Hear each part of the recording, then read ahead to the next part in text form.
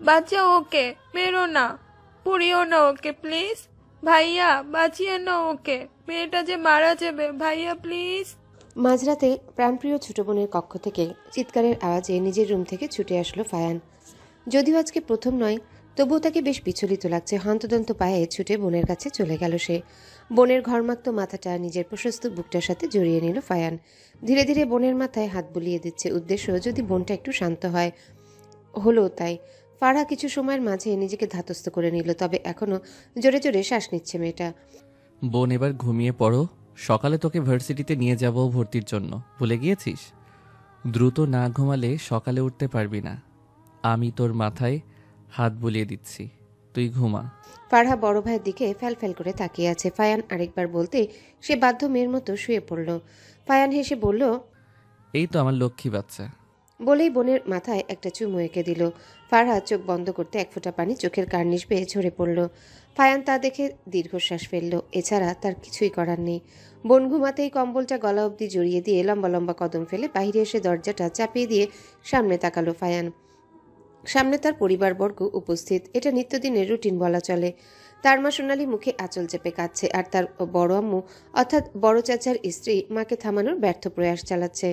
ফায়ান দ্রুত পদে নিজের কক্ষে এসে দরজা বন্ধ করে দিল। একটাই মাত্র বোন, তার ভীষণ আদুরে। ছোট ভাই তো কবেই দেশ ছেড়েছে, তারপরও সোনালি তার দুই ছেলে মেয়েকে আঁকড়ে ধরে বেঁচে আছে বলা চলে। এখন তো তার মেয়েটাও অসুস্থ। কফি মেকার থেকে এক কাপ কফি ঢেলে ব্যালকনিতে চলে গেল ফায়ান। এক হাতে কফির মগ ধরে আছে, অপর হাতটা কালো রঙের ট্রাউজারে স্থান পাচ্ছে। সকল ভাই বোনদের মাঝে সে ফারহাকে প্রচণ্ড ভালোবাসে। ফারহার জন্য সবকিছু করতে প্রস্তুত সে। বাহিরে শক্ত, কর্মঠ এবং রকচটা একজন মানুষ হলেও পরিবারের কাছে সে শিশুসুলভ আচরণ করে, যেন পাখি তার নিরে ফিরেছে। বিশেষ করে বোনের কাছে বোনের সব আবদার পূরণ করতে তৎপর ফায়ান। তার সে আদুরে বোন আজ প্রাণঘাতী অসুখে জর্জরিত। একটা অ্যাক্সিডেন্টে সে ট্রমায় চলে গেছে। দেশে বিদেশে বহু সাইকোলজিস্ট ডাক্তারদের খাটিয়েছে সে, কিন্তু সকলের এক কথা, এই ট্রমাটা ভীষণ গভীরভাবে তার মনে দাগ কেটে গেছে। একদিন, এক মাস, এক বছর, মানে কোনো নিশ্চয়তা নেই যে কবে ফারহা ভালো হবে। কবে থেকে বোনের মুখে হাসি দেখে না ফায়ান। তার বোন আগের মতো খিলখিল করে পুরো খানভিলা মাথায় তোলে না। ভাবতেই বুকের ভিতর চিনচিন ব্যথা অনুভূত হলো। সেই সাথে পাল্লা দিয়ে বাম পকেটের ফোনটাও বেজে যাচ্ছে। বাঁচতে বাঁচতে কলটা কেটে যেতেই কল ব্যাক করলো ফায়ান। ওপাশের লোকটা হাঁপাতে হাঁপাতে বলতে লাগলো, ভাই, রায়হান শেখের লোকেরা আমাদের ছেলেপেলেদের উপর হামলা করেছে। ফায়ান শান্ত কণ্ঠে বলল। ধরতে পেরেছ? ওপাশের লোকটা এবারে যেন গর্বের হাসি হাসলো।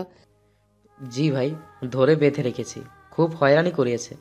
এবার আপনি যদি বলতেন এদের তোষমত কিভাবে করব। এবারেও শান্ত কণ্ঠে উত্তর দিল ফায়ান। মাংস রান্না করার সময় পেঁয়াজ কিভাবে কাটে জানো তো নাদিম? নাদিম উৎসাহের সহিত বলল, জি ভাই, আপনি তো জানেনই আমি নিজের রান্না নিজে করি। ঠিক সেভাবেই তাদের কুচি কুচি করে কেটে শেখ ভিলায় পাঠানোর ব্যবস্থা করো। শান্ত কণ্ঠে কথাটা বলেই খট করে কল কেটে দিল ফায়ান। রাজনীতিতে এসব বা হাতের কাজ। ঝটপট ঘুমানোর প্রস্তুতি নিল সে। সকালে যে বোনের ভার্সিটি যেতে হবে, এক ঝলক সময়টাও দেখে নিল। 2:30 বাজে। তপ্ত শ্বাস ফেলে চোখ দুটো বন্ধ করে নিল ফায়ান। এদিকে নাদিম শান্ত হতে পারছে না। এখনও তার হাত থেমে থেমে কেঁপে উঠছে। এইমাত্র ভাই কি বললেন? সে নিরুপায়। তার কাজগুলোই যে এমন। তাড়াতাড়ি কাজ সারতে হবে। কাজের বেলায় ভাই হেরফের পছন্দ করেন না। ফোঁস করে শ্বাস ছাড়ল নাদিম। আজকে বাড়ি গিয়ে রান্নার মন মানসিকতা নেই। অগত্যা আজও না খেয়ে থাকতে হবে। সকাল সকাল ফারহাকে ফ্রেশ হতে পাঠিয়ে দিল ফায়ান। বারবার করে বলে দিয়েছে যেন একেবারে রেডি হয়ে নিচে নামে সে। ফারহা বড় ভাইয়ের বাধ্যগত বোন। ঘাড় নাড়িয়ে সাই জানালো সে। ফায়ান সেদিকে তাকিয়ে দীর্ঘশ্বাস ফেলল। তার বোন কবে হাসবে আবার? এরপর নিজে ওয়াশরুমে ঢুকে গেল। পুরো নাম সৌহার্দ্য ফায়ান খান। পেশায় একজন রাজনীতিবিদ। বর্তমানে এমপি পদে আছেন তিনি। 29 বছর বয়সী এই তরুণ যুবক যেভাবে সত্য নিষ্ঠাভাবে কর্ম করার মাধ্যমে উপরমহলের মন জয় করে নিয়েছে, ঠিক সেরকমভাবে তার রূপ ও গুণের দ্বারা বহু রমণীর ডার্ক সার্কেলের কারণ হয়ে দাঁড়িয়েছে। সে তার দুই ভাই বোনকে নিয়ে ভালোই ছিল। মাঝখানে তার ভাই সাহিত্য দেশ ছেড়ে বিদেশে পাড়ি জমায়। এর অবশ্য কারণ আছে। পড়াশোনা শেষে সেখানেই নিজের বাবার ব্যবসায় হাত দিবে বলেছে সাহিত্য। বাকি রইল তার ছোট বোন ফারহা। সে তাকে চোখে হারায়। ফারহা নিজেও বড় ভাই বলতে অজ্ঞান। ভার্সিটি গেটের সামনে পরপর 3টে কালো রঙের গাড়ি এসে থামলো, যার ফলে চারিপাশে কিছু সময়ের জন্য ধুলোয় গ্রাস করে নিল। গাড়িগুলো একদম চকচকে, যেন মাত্রই কিনে আনা হয়েছে। সামনের এবং পিছনের গাড়ি থেকে কয়েকজন বন্দুকধারী লোক নেমে এসে মাঝখানের গাড়িটার দরজা খুলে দিল। সেখান থেকে ফায়ান ফুল অ্যাটিটিউডের সাথে নেমে এলো। পরনে সাদা পাঞ্জাবিটা যেন ফর্সা শরীরে একদম লেগে আছে, বেশ মানিয়েছে তাকে। ফায়ান নামার পরপরই বোনকেও নামিয়ে নিল। আশেপাশের ছেলেমেয়েরা হুমড়ি খেয়ে পড়বে যেন, তবে গার্ডদের জন্য কাছে পিঠেও আসতে পারছে। চারিপাশে চাপা গুঞ্জনে ভরে গেছে। হবেই বা না কেন, স্বয়ং এমপি সাহেব যে ভার্সিটি প্রাঙ্গণে, এর কারণ কি হতে পারে? ফায়ান সবকিছুকে তুচ্ছ করে ফারহার হাত ধরে সামনে এগোতে লাগলো। তবুও কয়েকটা মন্তব্য তার কানে এসে বাড়ি খেলো। সাথে সাথে তার গাল দুটো গরম হয়ে গেল। স্বভাব যতই রকচটা হোক, এইসব সে ভীষণ লাজুক। সাথে পাল্লা দিয়ে রাগে কপালের রগটাও ফুলে উঠেছে। কি সৌহার্দ্য ফায়ান খান, একদম চকলেট বয়। ইচ্ছে করছে খেয়ে ফেলতে। সাদা পাঞ্জাবিতে বেশ মানিয়েছে। গলার নিচে তিলটা দেখেছিস? কামড়ে খেয়ে ফেলতে ইচ্ছা করছে। ফায়ান নিঃশ্বাস আটকে এক প্রকার পালিয়ে এলো সেখান থেকে। যত সব লাফাঙ্গা মহিলা। নাদিম পথ দেখিয়ে নিয়ে যাচ্ছে তাদের। অবশেষে ফারহাকে ক্লাসরুমে যেতে বলে সে প্রিন্সিপালের সাথে সাক্ষাৎ করতে গেল। পরে বোনের সাথে এসে দেখা করবে সে। আপাতত ফারহা যেন ক্লাসে গিয়ে বসে থাকে। ক্লাসরুমে গিয়ে একটা সিটে চুপচাপ বসে আছে ফারহা। যে যার মতো আড্ডা দিতে ব্যস্ত, কেউ বা ফোন গুতাচ্ছে। তখনই কেউ তার পাশ থেকে বলল, হাই, আমি আরিমা। তোমার নাম কি? ফারহা সেদিকে তাকিয়ে টাসকি খেলো। যেখানে সব মেয়েরা প্রায় খোলামেলা পোশাকে এসেছে, শার্ট প্যান্ট টপস আরও অনেকভাবে এসেছে, সেখানে এই মেয়ে স্কার্ফ পরে মাস্কের মাধ্যমে তার শ্যামলা মুখশ্রীটা ঢেকে রেখেছে। শুধু চোখ আর কপালের কিছু অংশ দেখা যাচ্ছে। তবুও বোঝা যাচ্ছে মেয়েটার চোখ দুটোতে দারুণ মায়া। কোনো পুরুষকে ঘায়াল করার জন্য তার মায়াবী চোখ দুটোই যথেষ্ট। পরক্ষণেই ভাবলো ভাইয়াকে বলবে সেও এই মেয়ের মতো করে আসবে, কিন্তু যদি গরম লাগে। কি হলো, কথা বলো। ফারহা কিছুক্ষণ চুপ থেকে উত্তর কাটলো, কি বলবো? তোমার নাম বলো। ফারহা। আমার নামের মতোই সুন্দর তোমার নাম। তুমি কেন বলছি তুই করে বলবো, ঠিক আছে? ফারহা ঘাড় নাড়িয়ে সম্মতি জানিয়ে আবারও চুপ হয়ে যায়।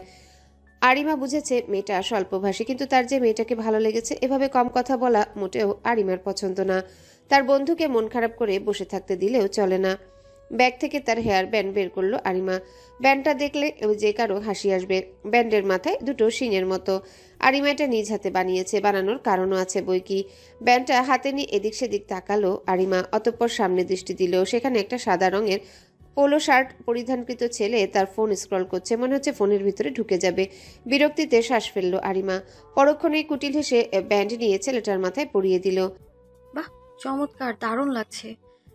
মনে হচ্ছে ছেলেটাকে বলি, আয় বাবা কাছে আয়, তোর মাথায় একটা চুম্মা খাই। এত মানিয়েছে না? আরিমার খোঁচায় তার দিকে তাকালো ফারহা। আরিমা মুখ চেপে তাকে কিছু ইঙ্গিত করছে। প্রথমে বুঝতে না পারলেও চট করে সামনে তাকায় সে। 1 সেকেন্ড, 2 সেকেন্ড, 3 সেকেন্ডের মাথায় ফারহা হো হো করে হাসতে লাগলো। তার সাথে পাল্লা দিয়ে আরিমাও হাসছে। হাসতে হাসতে একজন অপরজনের গায়ে ঢলে পড়ছে। বাকি ছাত্রছাত্রীরা তাদের দিকে ভূত দেখার মতো তাকিয়ে আছে। হয়তো ভাবছে এই দুই মেয়ের হলো কি। আরিমার হাতের ইশারায় সবাই সামনের দিকে তাকাতেই পুরো ক্লাসে এবার হাসির রোল পড়ে গেল। কিন্তু যাকে নিয়ে এত কিছু, সেই সাদা শার্ট পরিধানকৃত ছেলেটার কোনো হুঁশ নেই। সে এক মনে একবার সামনে তাকাচ্ছে তো একবার পিছনে, ডানে বামে। পাশের ছেলেটা ইশারা করলো যেন সে তার মাথায় দেখে হেয়ার ব্যান্ড জাতীয় কিছু হাতে নিয়ে দেখতে রাগে লাল নীল হতে লাগলো ছেলেটা। তাকে নিয়েই সবাই হাসাহাসি করছে। দারুণ অপমান বোধ করলো সে। পিছনে তাকিয়ে একবার দেখে ভাবলো এই মেয়েরাই এরকম করেছে। ছেলেটা যেন খেকিয়ে উঠলো। এই মেয়ে, তোমার সাহস তো কম না। আমাকে জোকার বানিয়েছো সব্বার সামনে, আবার দাঁত বের করেই শাকচুন্নিদের মতো হি করে হাসছো। লজ্জা করে না তোমার? আরিমা কিছুটা এগিয়ে গেল ছেলেটার দিকে।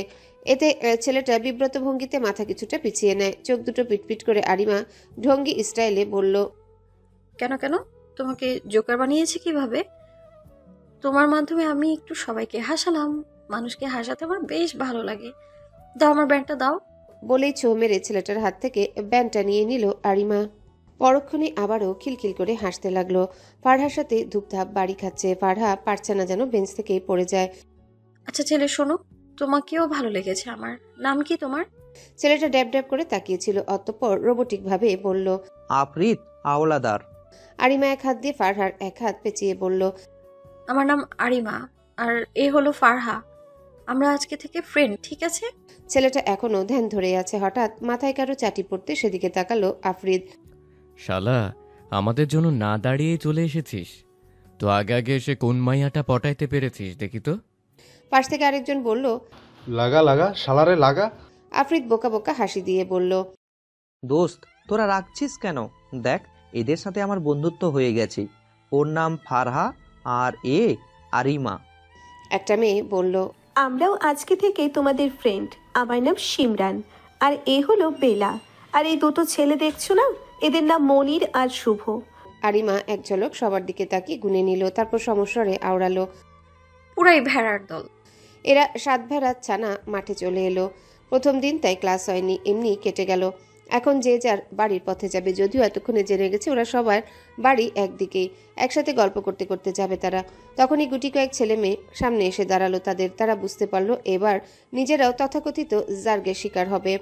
ফারহা গিয়ে আরিমার পেছনে লুকালো। এদের মোটেও ভয় লাগছে না, কিন্তু তার বড় ভাই যদি জানতে পারে কেউ তার সাথে ঝামেলা করেছে, তাহলে এদের কেটে কুচি কুচি করবে, মাটিতে পুঁতে রাখার সময় দিবে না, নদীতে ভাসিয়ে দিবে। সে চিনে তার বড় ভাইকে।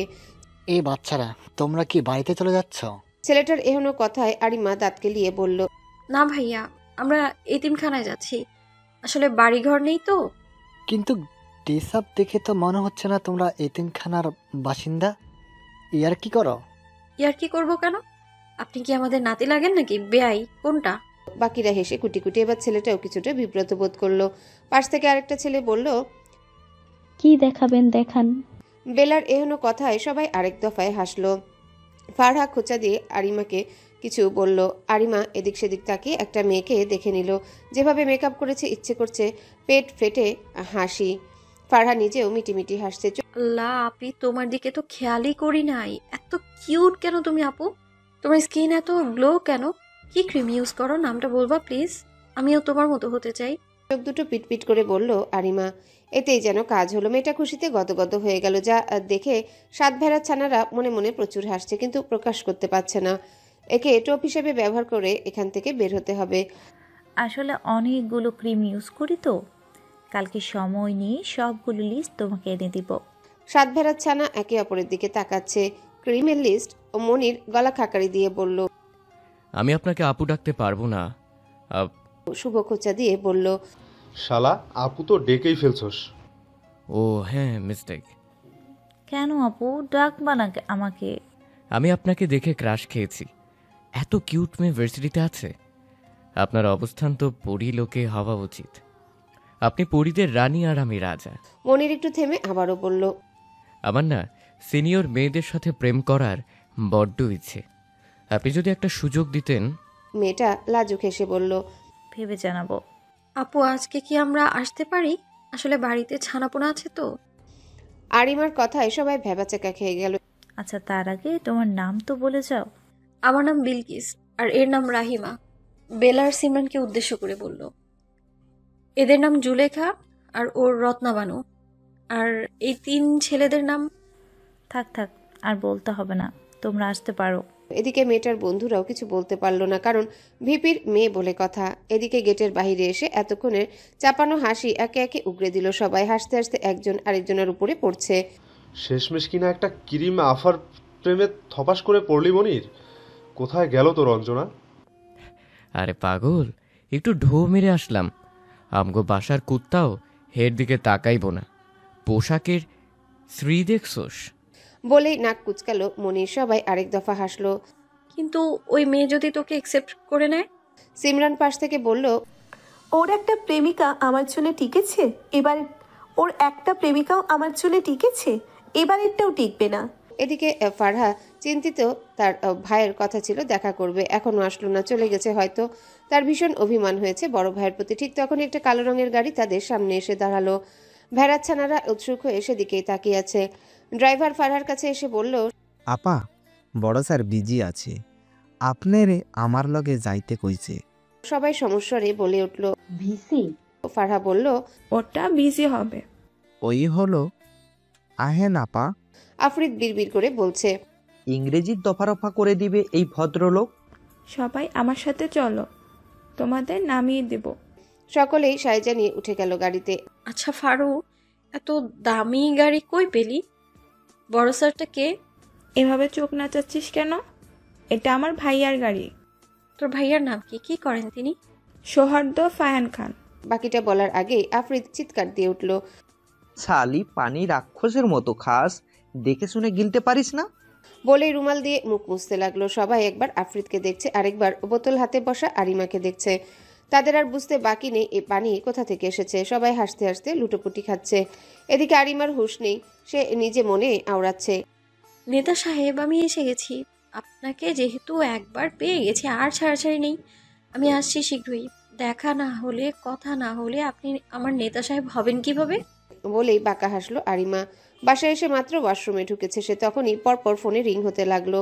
চোখে মুখে কয়েক ঝাপটা পানি মেরে ফোনটা এসে হাতে নিল। ফারু নামে সেভ করা নাম্বার থেকে 10+ মিসড কল। ভ্রু কিঞ্চিত উপরে তুলল আরিমা। মেয়েটার কোনো বিপদ হলো না তো বলেই, হ্যালো আরু, তোর বাসার সামনে বড় মাঠটা আছে না, আমি আসছি, একটু রেডি থাক, ওখানে যাব। কিন্তু কেন? তোকে এত বিচলিত লাগছে কেন? আরু, সেখানে মারামারি হচ্ছে, ভাইয়া সেখানে, তুই রেডি থাকিস। খট করে কল কেটে দিল ফারহা। এদিকে আরিমা হাঁ করে কলের দিকে তাকিয়ে আছে। পরক্ষণেই হুঁশ ফিরল তার। হন্তদন্ত হয়ে যা ছিল তারপরে আবার ছুটল বাহিরে। না না, তার নেতা সাহেব কোনো পাতি নেতা হতে পারে না যে পাবলিকের হাতে উত্তম মধ্যম খাবে। যদি মাইর খায়, না না, কখনোই না। এরকম হলে কম দামি স্যান্ডেল দিয়ে নিজের মাথা নিজে ফাটাবে। সুযোগ বুঝে বাকি 5 ভেড়ার ছানার ফোনে একটা মেসেজ সেন্ড করে দিল আরিমা। আত্মা তার দুরু দুরু করছে। শেষে কিনা এমন নেতার উপরে ক্রাশ খাইছে যে পাবলিকের হাতে ধোলাই খায়। ছি ছি। আরু পরক্ষণে নিজের মাথায় কাট্টা মারল। কি আজব ভাবনা তার। আফ্রিদ এগিয়ে এসে মনিরের পিছনে একটা লাথি দিল, সাথে অশ্রাব্য গালি। শালা হারামি, সবসময় তুই দেরি করিস, লেট লতিফ কোথাকার। আমি কি করব? অফিসে বাথরুম ঢুকেছিলাম। তোরা যে এতবার কল মেসেজ দিয়েছিস, আমি কি দেখেছি নাকি? তুই আর তোর অফিস দুটোই ভইরা রাখ। যদি দেরি হইতো দেখতি তোরে কি করতাম। এই ইফরিতের বাচ্চা, থামবি তোরা? সিমরানের কণ্ঠে রাগ ঝরে পড়ল। ইপ্রিত কারে কস? তুই কি? হ্যাঁ, সিমরান এগিয়ে বলল, আমি কি? তুই ইমরান? ইফরিত? ওই তো ওরা এসে গেছে। বলেই দ্রুত পদে ছুটল শুভ।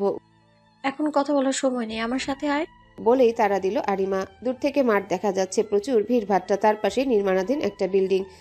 তারা পা টিপে টিপে বিল্ডিংয়ে উঠে গেল। এখন স্পষ্টভাবে দেখা যাচ্ছে। ভিড়ের মাঝে ফায়ানকে দেখেই আরিমার বুকটা হুহু করে উঠল। কি অবস্থা মানুষটার! কপাল থেকে রক্ত গড়িয়ে গড়িয়ে বুকের দিকটা পাঞ্জাবি ভিজে যাচ্ছে, তবুও মানুষটার কোনো হেলদোল নেই, যেন কিছুই হয়নি। একদম শান্তভাবে দাঁড়িয়ে আছে। আশেপাশের লোকজন তাকে ঘিরে দাঁড়িয়ে আছে।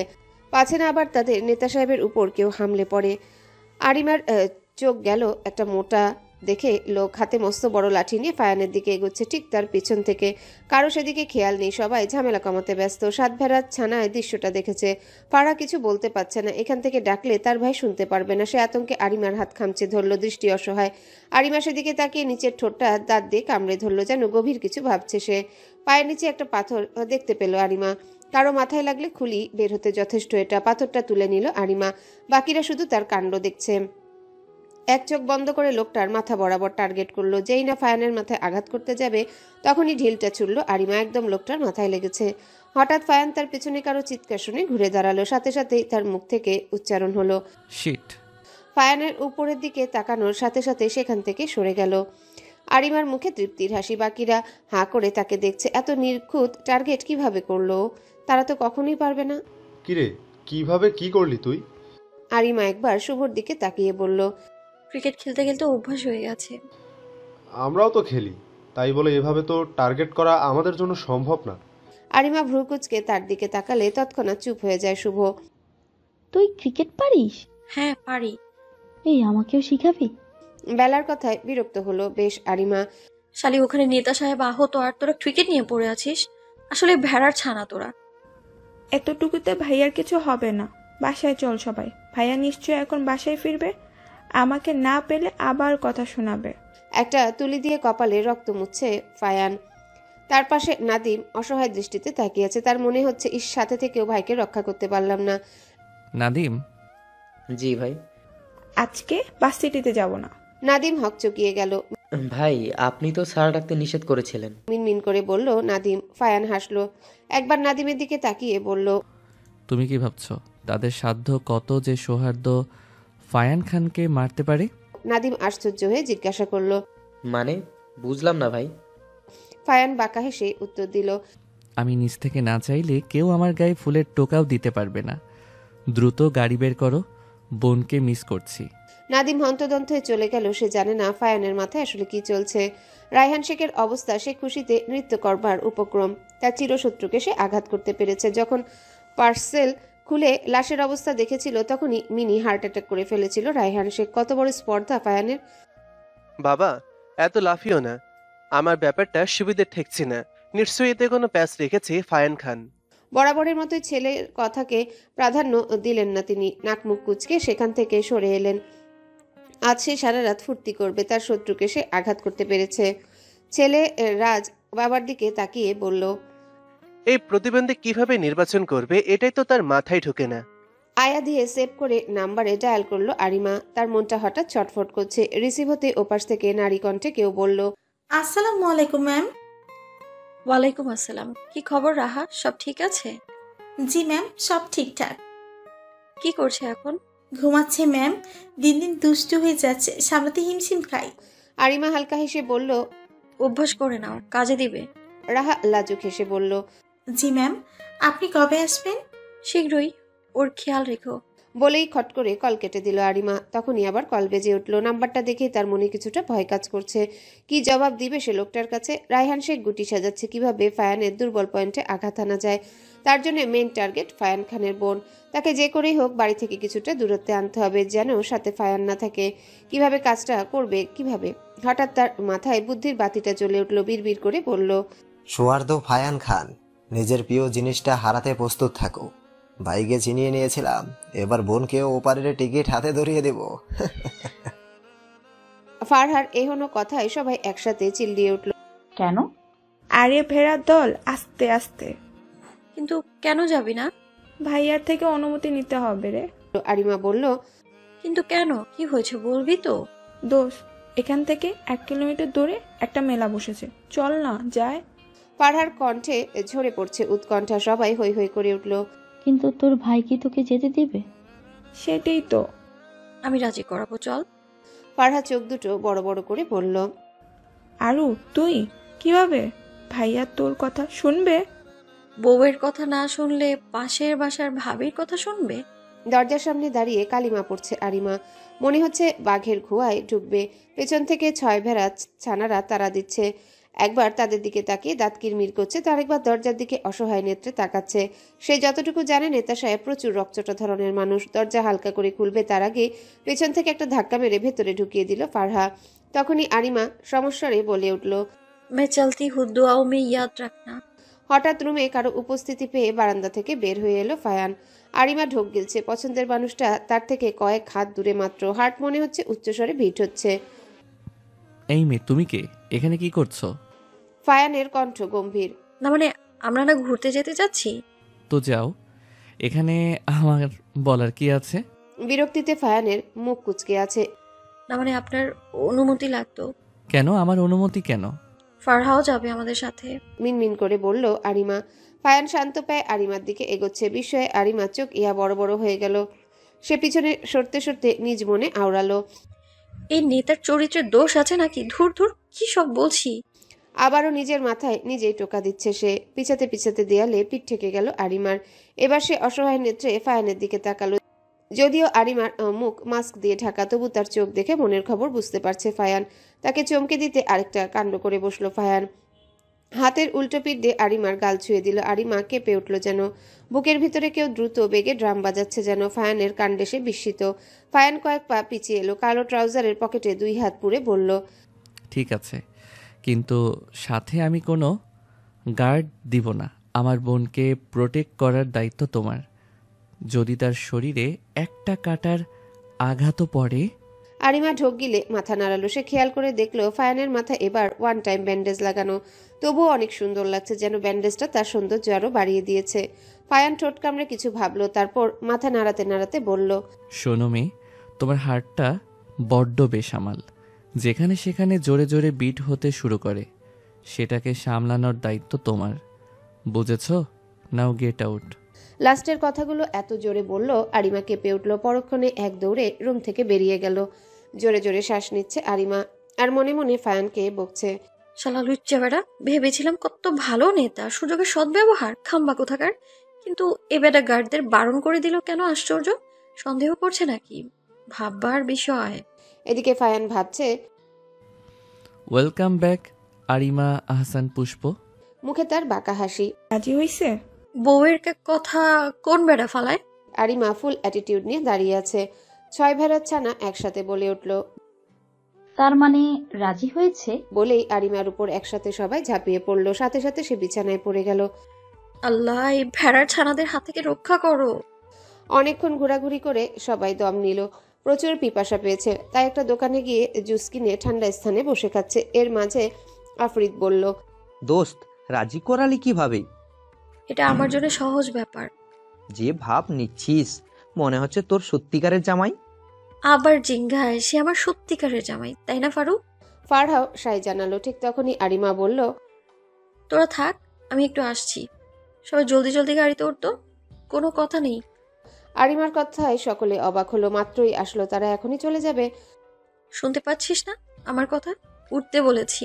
ধমকে উঠল আরিমা। সবাই গাড়িতে উঠে বসলে চটজলদি গাড়ি ছাড়তে বলল আরিমা। সাথে কোনো ড্রাইভার নেই। ফারহা গাড়ি চালাচ্ছে, পাশে তার আরিমা চিন্তিত ভঙ্গিতে বসে আছে। তার কানে খালি বাজছে যদি তার গায়ে একটা কাঁটার আঘাত পড়ে। বাকিরা নানান প্রশ্ন করছে। আরিমা শুধু ফারহাকে জলদি গাড়ি চালাতে বলছে। ফারহা কিছু না বুঝলেও এটা বুঝতে পারছে নিশ্চিত কোনো বিপদ আসতে চলেছে। ঠিক তখনই গাড়ির পেছনে গুলি লাগার আওয়াজ হলো। সকলেই চমকে গেল। বেলা আর সিমরান চিৎকার দিয়ে উঠেছে। আরিমা গ্লাস থেকে মাথা বের করে দেখলো কালো রঙের 2টা গাড়ি তাদের পিছু নিয়েছে। আরিমা নিজেকে শান্ত করলো। যে করেই হোক তার এদেরকে বাঁচাতে হবে, নয়তো শুরু হওয়ার আগেই সব শেষ হয়ে যাবে। কিন্তু গাড়িতে বসে সে কি করবে? ততক্ষণে আরো আওয়াজ আসছে। পেছনের গাড়ি থেকে গুলি ছুড়েই চলেছে। ফারহার হাত কাঁপছে, মনে আসছে ভয়। বারবার বড় ভাইকে স্মরণ করছে সে। তার ছেলে মানুষের জন্যই সবার জীবন এত ঝুঁকিতে। আমার কথা শোন আফরিদ, দেখ তোর সিটের নিচে বেশ কয়েকটা ইটের টুকরো আছে। মনির আর শুভকে নিয়ে সন্তর্পণে গাড়িগুলোর দিকে ছুঁড়ে মার, কুইক। কিন্তু তাদের সাথে আমরা পেরে উঠবো না। যা বলেছি কর। আফরিদরা তাই করলো, কিন্তু ফলাফল শূন্য। এদিকে গাড়িগুলো এগিয়ে আসছে।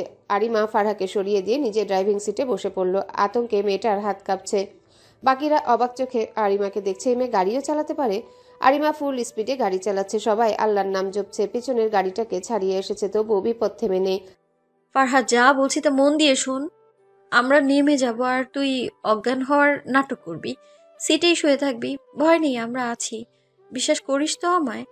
ফারহা মাথা নাড়ালো। বাকিরা যার পণ্যায় অবাক। আসলে আরিমা চাচ্ছেটা কি? কিয়ৎক্ষণ বাদেই গাড়ি দুটো চলে এলো। আরিমার একটা গাছের পিছনে লুকিয়ে আছে। গাড়ি থেকে বন্দুকধারী কজন লোক এসে গাড়ির চারিপাশ দেখতে লাগলো। পরে ফারহাকে একা পেয়ে কোনো কিছু না ভেবেই ফারহাকে নিয়ে ছুটে চলল। তখনই বাকিরা বের হয়ে এলো, কিন্তু আরিমা কোথায়? দৌড়ে তারা রাস্তায় ছুটলো। তখনই তারা দেখতে পেল আরিমা গাড়ির পেছনের ডেস্কে লুকিয়ে তাদের দিকে তাকিয়ে আছে, মুখে বাঁকা হাসি। পরন্ত বিকেল, বাহির থেকে ক্ষীণ আলোক রশ্মি এসে গাড়ির ফাঁক গলে ফারহাদ চোখে পড়ল। সাথে সাথে হালকা করে চোখ খুলল। না, আশেপাশে কেউ নেই। তাকে একাই একটা গাড়িতে রেখেছে। একটু একটু ভয় পাচ্ছে সে। আরিমার কথা তো মেনে নিল, এবার কি হবে? কিয়ৎক্ষণ পরেই ঠকঠক শব্দ ফারহার কানে এসে বাড়ি খেলো। প্রথমে পাত্তা না দিলেও একই ঘটনা যখন বারবার ঘটতে লাগলো তখন তার টনক নড়ল। ফারু, শুনছিস আমায়? ফারু, এ ফারু। কোত্থেকে আরিমার গলার আওয়াজ আসছে তা তার বোধগম্য হলো না, তবু কান পেতে শুনতে লাগলো। আবার সেই ফিসফিস আওয়াজ। ফারু, শুনছিস? তুই শুনতে পেলে একটা হালকা করে বাড়ি দে সিটে। ফারা তাই করলো। উত্তেজনায় তার হাত পা কাঁপছে। এবার তো সিটের নিচে হাত দে। ফারা আশ্চর্য হয়ে গেল। এখানে তার ফোনকে রাখলো। চটজলদি মেসেঞ্জারে গেল ফারহা। সেখানে আরিমার মেসেজ। আগেই বলে দিচ্ছি, ভয় পাবি না। আমার কথা শোন, তোর ভাইকে একটা মেসেজ দে, তারপর আমি যা বলছি তা ওনাকে বলে দিবি। ঠিক আছে। এরপর আরিমা একটা বার্তা দিল তাকে। সেটা কপি করে সৌহার্দ্য ফায়ান খান নামক আইডিতে পাঠিয়ে তারপর দম নিল। ফায়ান পার্টি অফিসে বসে একটা মিটিং অ্যাটেন্ড করছিল। মেসেজের টোনে সে ফোনটা হাতে নিল। কিয়দংশ বাদেই তার মেজাজ চরম গরম হলো। মেসেজটা রায়হান শেখের, যেখানে সে হুমকি দিয়েছে, সৌহার্দ্য ফায়ান খান, পারলে বোনকে বাঁচিয়ে নাও, না হলে কিন্তু সময়ের মধ্যেই প্রাণপ্রিয় বোনের মৃতদেহটা চোখের সামনে দেখতে পারবে। কাউন্ট ডাউন শুরু করো জিনিয়াস। পরপর আরো একটা মেসেজ আসলো। তা দেখে ফায়ানের মুখে মৃদু হাসি খেলে গেল। আজকে মিটিং এই অবধি, আমার জরুরি কাজ এসেছে, কালকে আবার মিটিংয়ের জন্য প্রস্তুতি নিবেন। বলেই নাদিমকে নিয়ে বেরিয়ে এলো ফায়ান। তার শরীরের রক্ত চকবক করছে। বোনের ব্যাপারে বেশি পজিটিভ ফায়ান। না জানি কেমন অবস্থায় আছে মেয়েটা। আর আরিমা, এই মেয়েকে দেখে নিব আমি, ড্যাফার গার্ল। 5 ভেড়ার ছানা সেখানে একটা ব্রিজের উপর বসে আছে। বেলা আর সিমরান কেঁদে কেটে অস্থির। বাকি 3 যুবক নখ কামড়াচ্ছে। কয়েকবার ধমকেও মেয়েদের থামাতে ব্যর্থ তারা। এখান থেকে যেতেও পারছে না কেউ। আরিমা পই পই করে বারণ করে গেছে যেন তারা এখানেই থাকে। একটা জঙ্গল টাইপ জায়গায় গাড়ি এসে ব্রেক কষলো। সাথে সাথে ফারহা ফোনটা সিটের নিচে ফেলে রাখলো। তবে সন্তর্পণে ফোনের লোকেশন ট্র্যাকিং সিস্টেম অন করে রাখলো যেন ফায়ান তার হদিস পায়। 2টা লোক এসে ফারাকে ভেতরে নিয়ে গেল। আশ্চর্যের ব্যাপার, চারিপাশে কেউই নেই। আরিমা আস্তে আস্তে ডেস্ক থেকে নেমে এলো, তারপর পা টিপে টিপে তাদের সাথে চলতে লাগলো। ঠিক তাদের থেকে কয়েক হাত পিছনে আরিমার অবস্থান। লোকগুলো ফারাকে রুমে শুইয়ে দিয়ে বেরিয়ে এলো। গাড়ির কাছে গিয়ে কাউকে কল দিল। আরিমা এক পলক লোকটাকে দেখে দ্রুতগতিতে দরজার কাছে গেল। লোকটার আরিমার মাঝে দেয়াল হয়ে আছে একটা বড় মোটাসোটা গাছ। আরিমা তাড়াতাড়ি নিজের ব্যাগ থেকে একটা পিন বের করে নিল, তারপর ফট করে তালাটা খুলে ভেতরে গিয়ে দরজা বন্ধ করে দিল। হঠাৎ কারো উপস্থিতিতে ফের চোখ বন্ধ করে নিল ফারহা। এতক্ষণ চোখ খুলে আশেপাশটা দেখছিল। হয়েছে, এবার নাটক বন্ধ করো, তুমি পাস। বলেই ফারহার কাঁধে একটা থাপ্পড় লাগালো আরিমা। তুই এসেছিস? ফায়ান গাড়ি চালিয়ে ওই অবধি আসলো যেখানে 5 ভেড়ার ছানা ঘাপটি মেরে আছে। গাড়ির কাছ নামিয়ে তাদের কাছে ডেকে নিল ফায়ান। ছোট ছোট পদে তারা ফায়ানের নিকট গেল। আমার বোনের যদি কিছু হয় তোমার অবস্থা কিন্তু নাজেহাল, বলেই সেখান থেকে সুরসুর করে চলে গেল। এদিকে শান্ত কণ্ঠের হুমকিতে চটে গেল আফ্রিদ। শালা, এতই বোন দরদি যখন গার্ডস পাঠাসনি কেন? এই ছাগল, চেঁচাচ্ছিস কেন? শুনতে পেলে কেটে রেখে দেবে। শুভর কথায় বেশ বিরক্ত হলো আফ্রিদ। গাড়ি ইতিমধ্যে তাদের দৃষ্টি সীমানার বাইরে চলে গেছে। এবার তাদের মনেও খটকা লাগছে। সৌহার্দ্য ফায়াত খান বোনকে একলা ছেড়েছে, তাও আবার গার্ডিন। ফারহাকে যে রুমে রাখা হয়েছে একজন লোক সেটার দরজা খুলল। লোকটার সামনে তাকাতেই ভিমড়ি খেয়ে গেল। রাখলো 1 মেয়ে, হয়ে গেল 2 মেয়ে। আশ্চর্য কাণ্ড কারখানা, তাও আবার দুটোই বসে লুডু খেলছে। এই মেয়ে, তুমি কোথা থেকে এলে? লোকটার ভরাট গলার প্রশ্নে কিছুটা নড়ে চড়ে বসলো ফারহা। আরিমার এহেন খাপছাড়া জবাবে লোকটা আবার ভিমড়ি খেলো। কি মেয়ে লোক রে বাবা! উড়ে উড়ে আসো আর ঝুলে ঝুলে, একটু পর এই মেয়েটার সাথে তোমাকেও মরতে হবে। আরিমা অসহায় কণ্ঠে বলল, আচ্ছা আমাদের মেরেই ফেলবে? তা নয় তো কি, কিন্তু তুমি কেন নিজের মৃত্যু নিজে ডেকে এনেছো? আরিমা বিড়বিড় করে বলল, মৃত্যুই তো আমাকে ডেকে আনে, পিছুই ছাড়ে না। আমি কি করব? বান্ধবী একা মরবে ভাবলাম সঙ্গ দিই। লোকটা টাসকি খেয়ে গেল যেন। আহা, কি বন্ধুত্ব! এদের মরতে হবে ভাবতেই কষ্ট লাগছে। কি ফুটফুটে দুটো ছানা। আমাদের কেন মারবেন? স্যারের আদেশ। কোন স্যার? বলা বারণ। আচ্ছা, আমাদের একটা শেষ ইচ্ছে রাখবেন? জেলের কয়েদিরও তো শেষ ইচ্ছে পূরণ করা হয়, তাই না? ফারহা শুধু ড্যাব ড্যাব করে আরিমার কীর্তি দেখছে, কিন্তু পরের কথাটা শুনে তার মাথা হ্যাং হয়ে গেল। আমাদের সাথে একদান লুডো খেলবেন? মরেই তো যাব। লোকটার আজ যেন অবাক হওয়ার পালা। কি উদ্ভট শেষ ইচ্ছা, তবুও মাথা নাড়ি সাই জানালো। খেলায় টান টান উত্তেজনা চলছে। ঠিক তখনই দরজা ভেঙে ভেতরে কেউ প্রবেশ করলো। আরিমা সেদিকে তাকিয়ে বিরক্তিমাখা কণ্ঠে বলল, রং টাইমে এন্ট্রি নেন কেন নেতা সাহেব? অসহ্য। ফায়ান কিছু সময় থম মেরে দাঁড়িয়েছিল। এদিকে নাদিম ভেবাচেকা খেয়ে গেছে। টাকলু দেখে ওই লোকটার কলিজা শুকিয়ে গেল। স্বয়ং সৌহার্দ্য ফায়ান খান তার সামনে। আজকে গলা কেটে রেখে দিবে। ভয়ে তার টাক মাথা বেয়ে ঘাম চিবুকে পড়ছে। হঠাৎ তখনই আশেপাশ থেকে কয়েকজন লোক তাদের ঘিরে দাঁড়ালো। ফারহা ভাইকে দেখে যতটুকু শান্ত হয়েছিল এবার তার থেকে বেশি ভয় পাচ্ছে। এতগুলো লোক কোথা থেকে উদয় হলো? ফায়ান শান্ত ভঙ্গিতে দাঁড়িয়ে আছে, কিন্তু আরিমা শান্ত হতে পারল না। গটগট পায়ে এগিয়ে গেল এবং ফায়ানের পাঞ্জাবির পকেটে হাত দিয়ে একটা গান বের করলো। ফায়ান এক ভ্রু কুচকে তার দিকে তাকিয়ে আছে। আরিমা ভ্রুক্ষেপহীন দৃষ্টি দিল সেদিকে। ফায়ানের হাতে গান ধরিয়ে দিয়ে বলল, শুট করুন, নয়তো বেঁচে ফিরতে পারবো না। এত কিছুর পরেও আশেপাশে কেউই এক পা নড়ল না। তা দেখে ফায়ান মৃদু হাসলো। এদিকে আরিমার ধৈর্যের বাঁধ ভেঙে যায়। সে নিজেই ফায়ানের হাত ধরে ট্রিগারে রাখলো, তারপর একটা একটা করে গুলি ছুটতে লাগলো, কিন্তু কেউ আরিমার দিকে বা ফায়ানের দিকে গান তাক করছে না। আশ্চর্য, এর রহস্য কি? আর বুলেট নেই। আরিমার হাত কাঁপছে, বুঝাই যাচ্ছে একদম কাঁচা হাত। কিন্তু মুহূর্তেই তাদের ভরকে দিয়ে ফারহার দিকে গান পয়েন্ট করলো টাকলুটা। যখনই গুলি ছুড়বে তার আগ মুহূর্তে আরিমা ঝাঁপিয়ে পড়ল ফারহার উপর। ফলে গুলিটা তার ডান বাহুতে স্থান পেল। সবাই স্তব্ধ। এত তাড়াতাড়ি সব ঘটে গেল, কেউ কিছুই করতে পারল না। সাথে সাথে অন্য একটা গান দিয়ে টাকলু লোকটাকে শুট করে দিল ফায়ান। এগুলো সে ভালোভাবেই সামাল দিতে পারত। আরিমা এসে বাধা প্রদান করেছে। আরিমা ব্যথায় কুকড়ে গেল। ফারহা আরিমাকে ধরে কান্না করছে। সেদিকে একবার অসহায় দৃষ্টিতে তাকালো ফায়ান। তারপর আরিমাকে কোলে নিয়ে বেরিয়ে পড়ল হাসপাতালের উদ্দেশ্যে। এই ছাগল রমণীটিকে সে দেখে নিবে, খালি একবার সুস্থ হোক। ইডিয়েট মহিলা। 2 দিন পর আরিমার জ্ঞান ফিরল। পিটপিট করে চোখ মেলল। সে আশেপাশে তাকিয়ে বুঝতে চাইল সে কোথায়। নাকে ফিনাইলের গন্ধ এসে ঠেকতেই বুঝতে পারল সে হসপিটালে। আস্তে আস্তে সব মনে পড়ল। একই, তার মুখে মাস্ক নেই, মাথা একটা কাপড় দিয়ে ঢাকা দেখে হালকা হলো সে। এই আরো গান আসছে? বলেই ছয় ভেড়ার ছানা যেই আরিমার উপর ঝাঁপিয়ে পড়বে তখনই কারো ধমকে তারা ছিটকে পড়ল সেখান থেকে। আরিমা প্রহর গুনছিল কখন এরা ঝাঁপিয়ে পড়ে আর হাতের সাথে মাজাও ভাঙে, কিন্তু না, ফায়ান তাদের ধমক দিয়ে সরিয়ে দিয়েছে। কি ম্যাডাম, সামান্য একটা গুলি খেয়ে 2 দিন অজ্ঞান? এত দুর্বল হলে চলে? আরিমা চেষ্টা করে সিটে হেলান দিয়ে বসলো। তার দৃষ্টি ফায়ানের পানে, লোকটা তাকে খোঁটা দিচ্ছে। সহজ কাজটাকে কঠিন করেছো তুমি, ডাফার গার্ল। বলেই একটা থাপ্পড় বসিয়ে দিল আরিমার গালে। শক্ত হাতের থাপ্পড় খেয়ে আরিমা বাকরুদ্ধ, ফ্যাল নেত্রে ফায়ানের দিকে তাকিয়ে আছে। আচ্ছা, তার নেতা সাহেব তার গায়ে হাত তুলতে পারলো? কেটে গেছে বেশ কয়েকদিন। এই কদিনে আরিমা ফায়ানের ছায়াও মারায়নি। সেদিন ফায়ান যখন হসপিটাল থেকে চলে আসে, আরিমা তখন জোর করে বের হয়ে আসে হসপিটাল থেকে। আসার সময় সব বিল সে নিজেই দিয়ে আসে, কারো দয়ার দান চায় না তার। সময় এখন মধ্য দুপুর। আজকে মনে হচ্ছে সূর্য একটু বেশি রেগে আছে, তাই তো এত তাপ ছড়াচ্ছে। আজকে এবার ভার্সিটিতে অনুষ্ঠান, নতুনদের সংবর্ধনা জানানোর জন্য অনুষ্ঠানের আয়োজন করা হয়েছে। আরিমা পায়ের উপর পা তুলে সোফায় বসে আছে, দৃষ্টি তার ফোনে।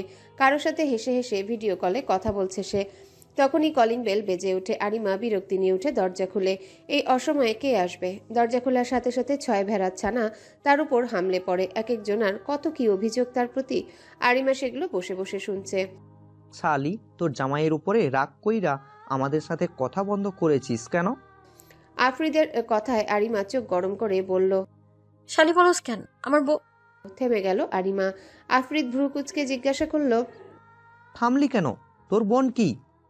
কিছু না, আমার কোনো বোন নাই, তাই শালি হবারও চান্স নাই আমার। আচ্ছা আরু, তোর বাড়ির লোক নেই? একাই এত বড় ফ্ল্যাটে থাকিস কিভাবে? না, আমার কেউ নেই, আমি একাই পৃথিবীতে, এতিম আমি। আরিমার থমথমে কথার পিঠে কেউ আর বলিয়া ওড়ালো না, পাছে যদি আবারও তাদের বান্ধবীর মন খারাপ হয়ে যায়। তা অবেলা হঠাৎ তাদের আগমন, নিশ্চয়ই কোনো কারণ আছে। বেলা মাথা চুলকাতে চুলকাতে বলল, দোস্ত, ভার্সিটিতে আজ অনুষ্ঠান আছে জানিস? তো তো মানে কি? রেডি হয়ে আয়, আমাদের যেতে হবে। আরিমা একবার ফারহার দিকে তাকিয়ে চোখ ছোট ছোট করে বলল, এসব আমার ইন্টারেস্ট নেই, তোরাই যা। কিন্তু তোর নাম দেয়া হয়ে গেছে। মানে কিসের নাম দিয়েছিস তোরা?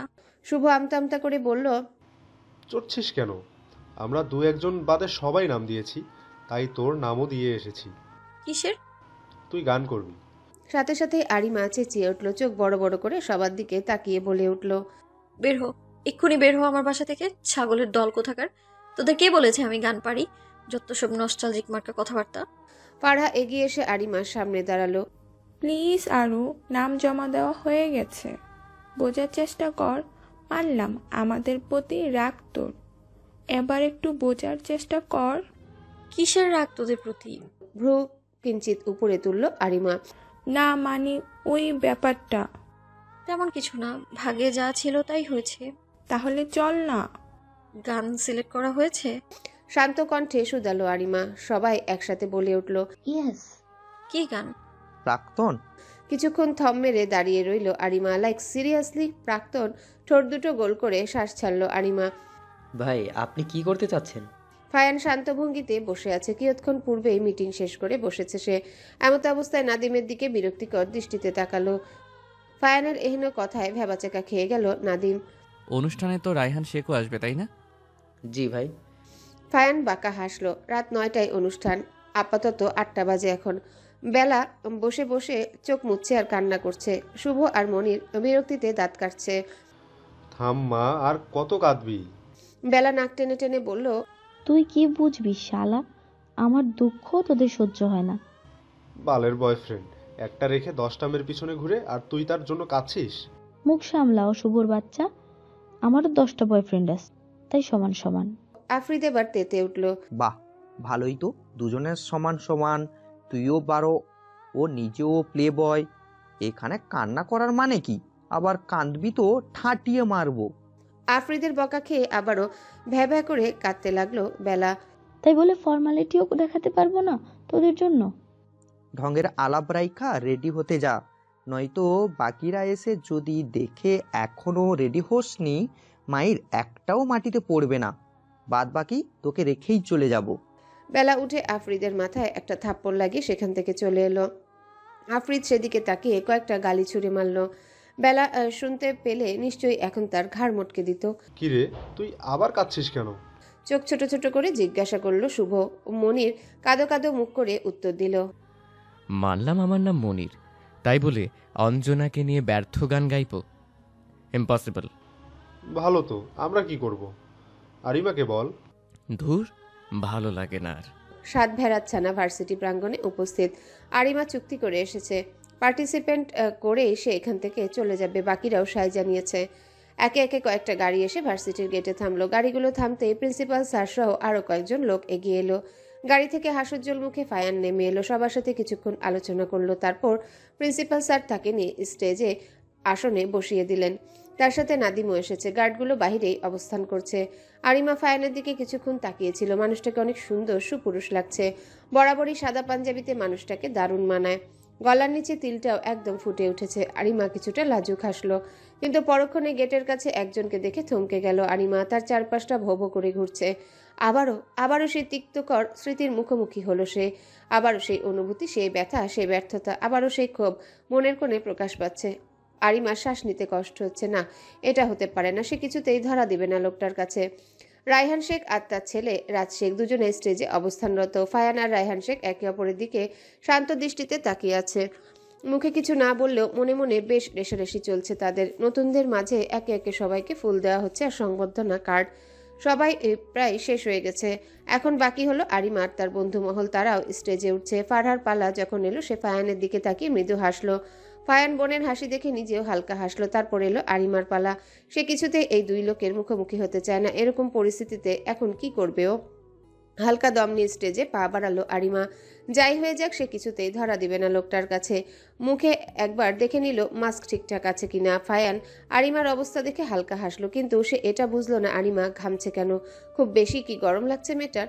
অনুষ্ঠান শুরু হয়ে গেছে। সবাই যে যার মতো করে পার্টিসিপেট করে স্টেজ থেকে নেমে এসেছে। কেউ খুঁজেও আরিমার হদিস পেল না। আশ্চর্যের ব্যাপার হলো আরিমাকে কেউ স্টেজে ডাকেওনি। এই সুযোগে মনিরও কেটে পড়েছে। সে কিছুতেই উদ্ভট গান গাইতে পারবে না। সব মিলিয়ে যাচ্ছে তাই অবস্থা বাকিদের। আরিমা ওয়াশরুম থেকে বেরিয়ে এলো। চোখ তার টলমল করছে, একদম লাল হয়ে এসেছে আঁখি পল্লব। সে কিছু দূর হেঁটে যেতে একটা আশ্চর্য ঘটনা দেখতে পেল। অনেক লোকের সমাবেশ মাঠের মাঝখানে। শোরগোলের শব্দ ভেসে আসছে। সে দ্রুত পদে সেদিকে গেল। ভিড় ঠেলে সামনে যেতেই কারো কোমল কণ্ঠ শুনতে পেল, you are under arrest mister Sheikh. কই গেলেন নিঠুর নেতারে? হায় কোন দূরে? আপনার নেত্রী খোঁজে আপনারে। ভার্সিটির প্রাঙ্গণে ডানেতে বামেতে উপরে নিচে খুঁজে মরি, দেখা দেন না আমারে। আপনার নেত্রী খোঁজে আপনারে। ক থামবি তুই? কখন থেকে ফেস ফেস ফেস ফেস করছিস? যখন পার্টিসিপেট করার কথা বলেছিলাম তখন তো তোমার দেখাও মেলেনি। এখন পক পক করছো কেন? ফারহার মুখে রাগ ঝরে পড়ল। জান্স কাবাবে হাড্ডি হচ্ছিস কেন? তোর ভাইকে খুঁজছি আমি। ভাইয়া অনেক আগে চলে গেছে। আরিমার পা জোড়া থেমে গেল। তার নেতা সাহেব চলে গেছে আর সে শেষ দেখাটাও দেখতে পেল না। এসব কথা বাদ দেই, আগামীকালের গরম নিউজ সম্পর্কে ভাব। হঠাৎ রায়হান শেখকে পুলিশ এসে ধরে নিয়ে গেল কেন? এটা তোর মোটা মাথায় ঢুকবে না। কাল সকালেই বুঝতে পারবি। বাড়ি গিয়ে টিভি অন কর যা। তুই কোথায় যাবি? আফরিদের প্রশ্নে আরিমা বোকা বোকা চোখে তাকালো তার দিকে। এভাবে দেখছিস কেন? আমার বাসা ছাড়া আমি আর কই যাব? কেন, কোথাও যেতে চাস নাকি? হ্যাঁ। কোথায়? জামা কাপড় প্যাক করব। ভেড়ার দল, আমি আমার নেতা সাহেবের মনে যাব। ফায়ান ব্যালকনিতে এসে ফোনে কথা বলছে। গভীর মনোযোগ তার ফোনে। মনে হচ্ছে কোনো গুরুত্বপূর্ণ বিষয় নিয়ে চিন্তিত। নাদিম কিছু দূর দাঁড়িয়ে নখ কাটছে দাঁত দিয়ে। সে নিজেও রায়হান শেখকে নিয়ে চিন্তিত। কি ব্যাপার নাদিম, তোমাকে টেন্স লাগছে যে? না মানে ভাই, রায়হান শেখকে নিয়ে চিন্তা করছো? ভাই সে তো ছাড়া পেয়ে গেছে। তো ঠোঁট দুটো গোল করে আওড়ালো ফায়ান। ভাই যদি উল্টাপাল্টা। নাদিম একটু কষ্ট করে দেখে আসবে রায়হানের জামিন কে করে দিয়েছে।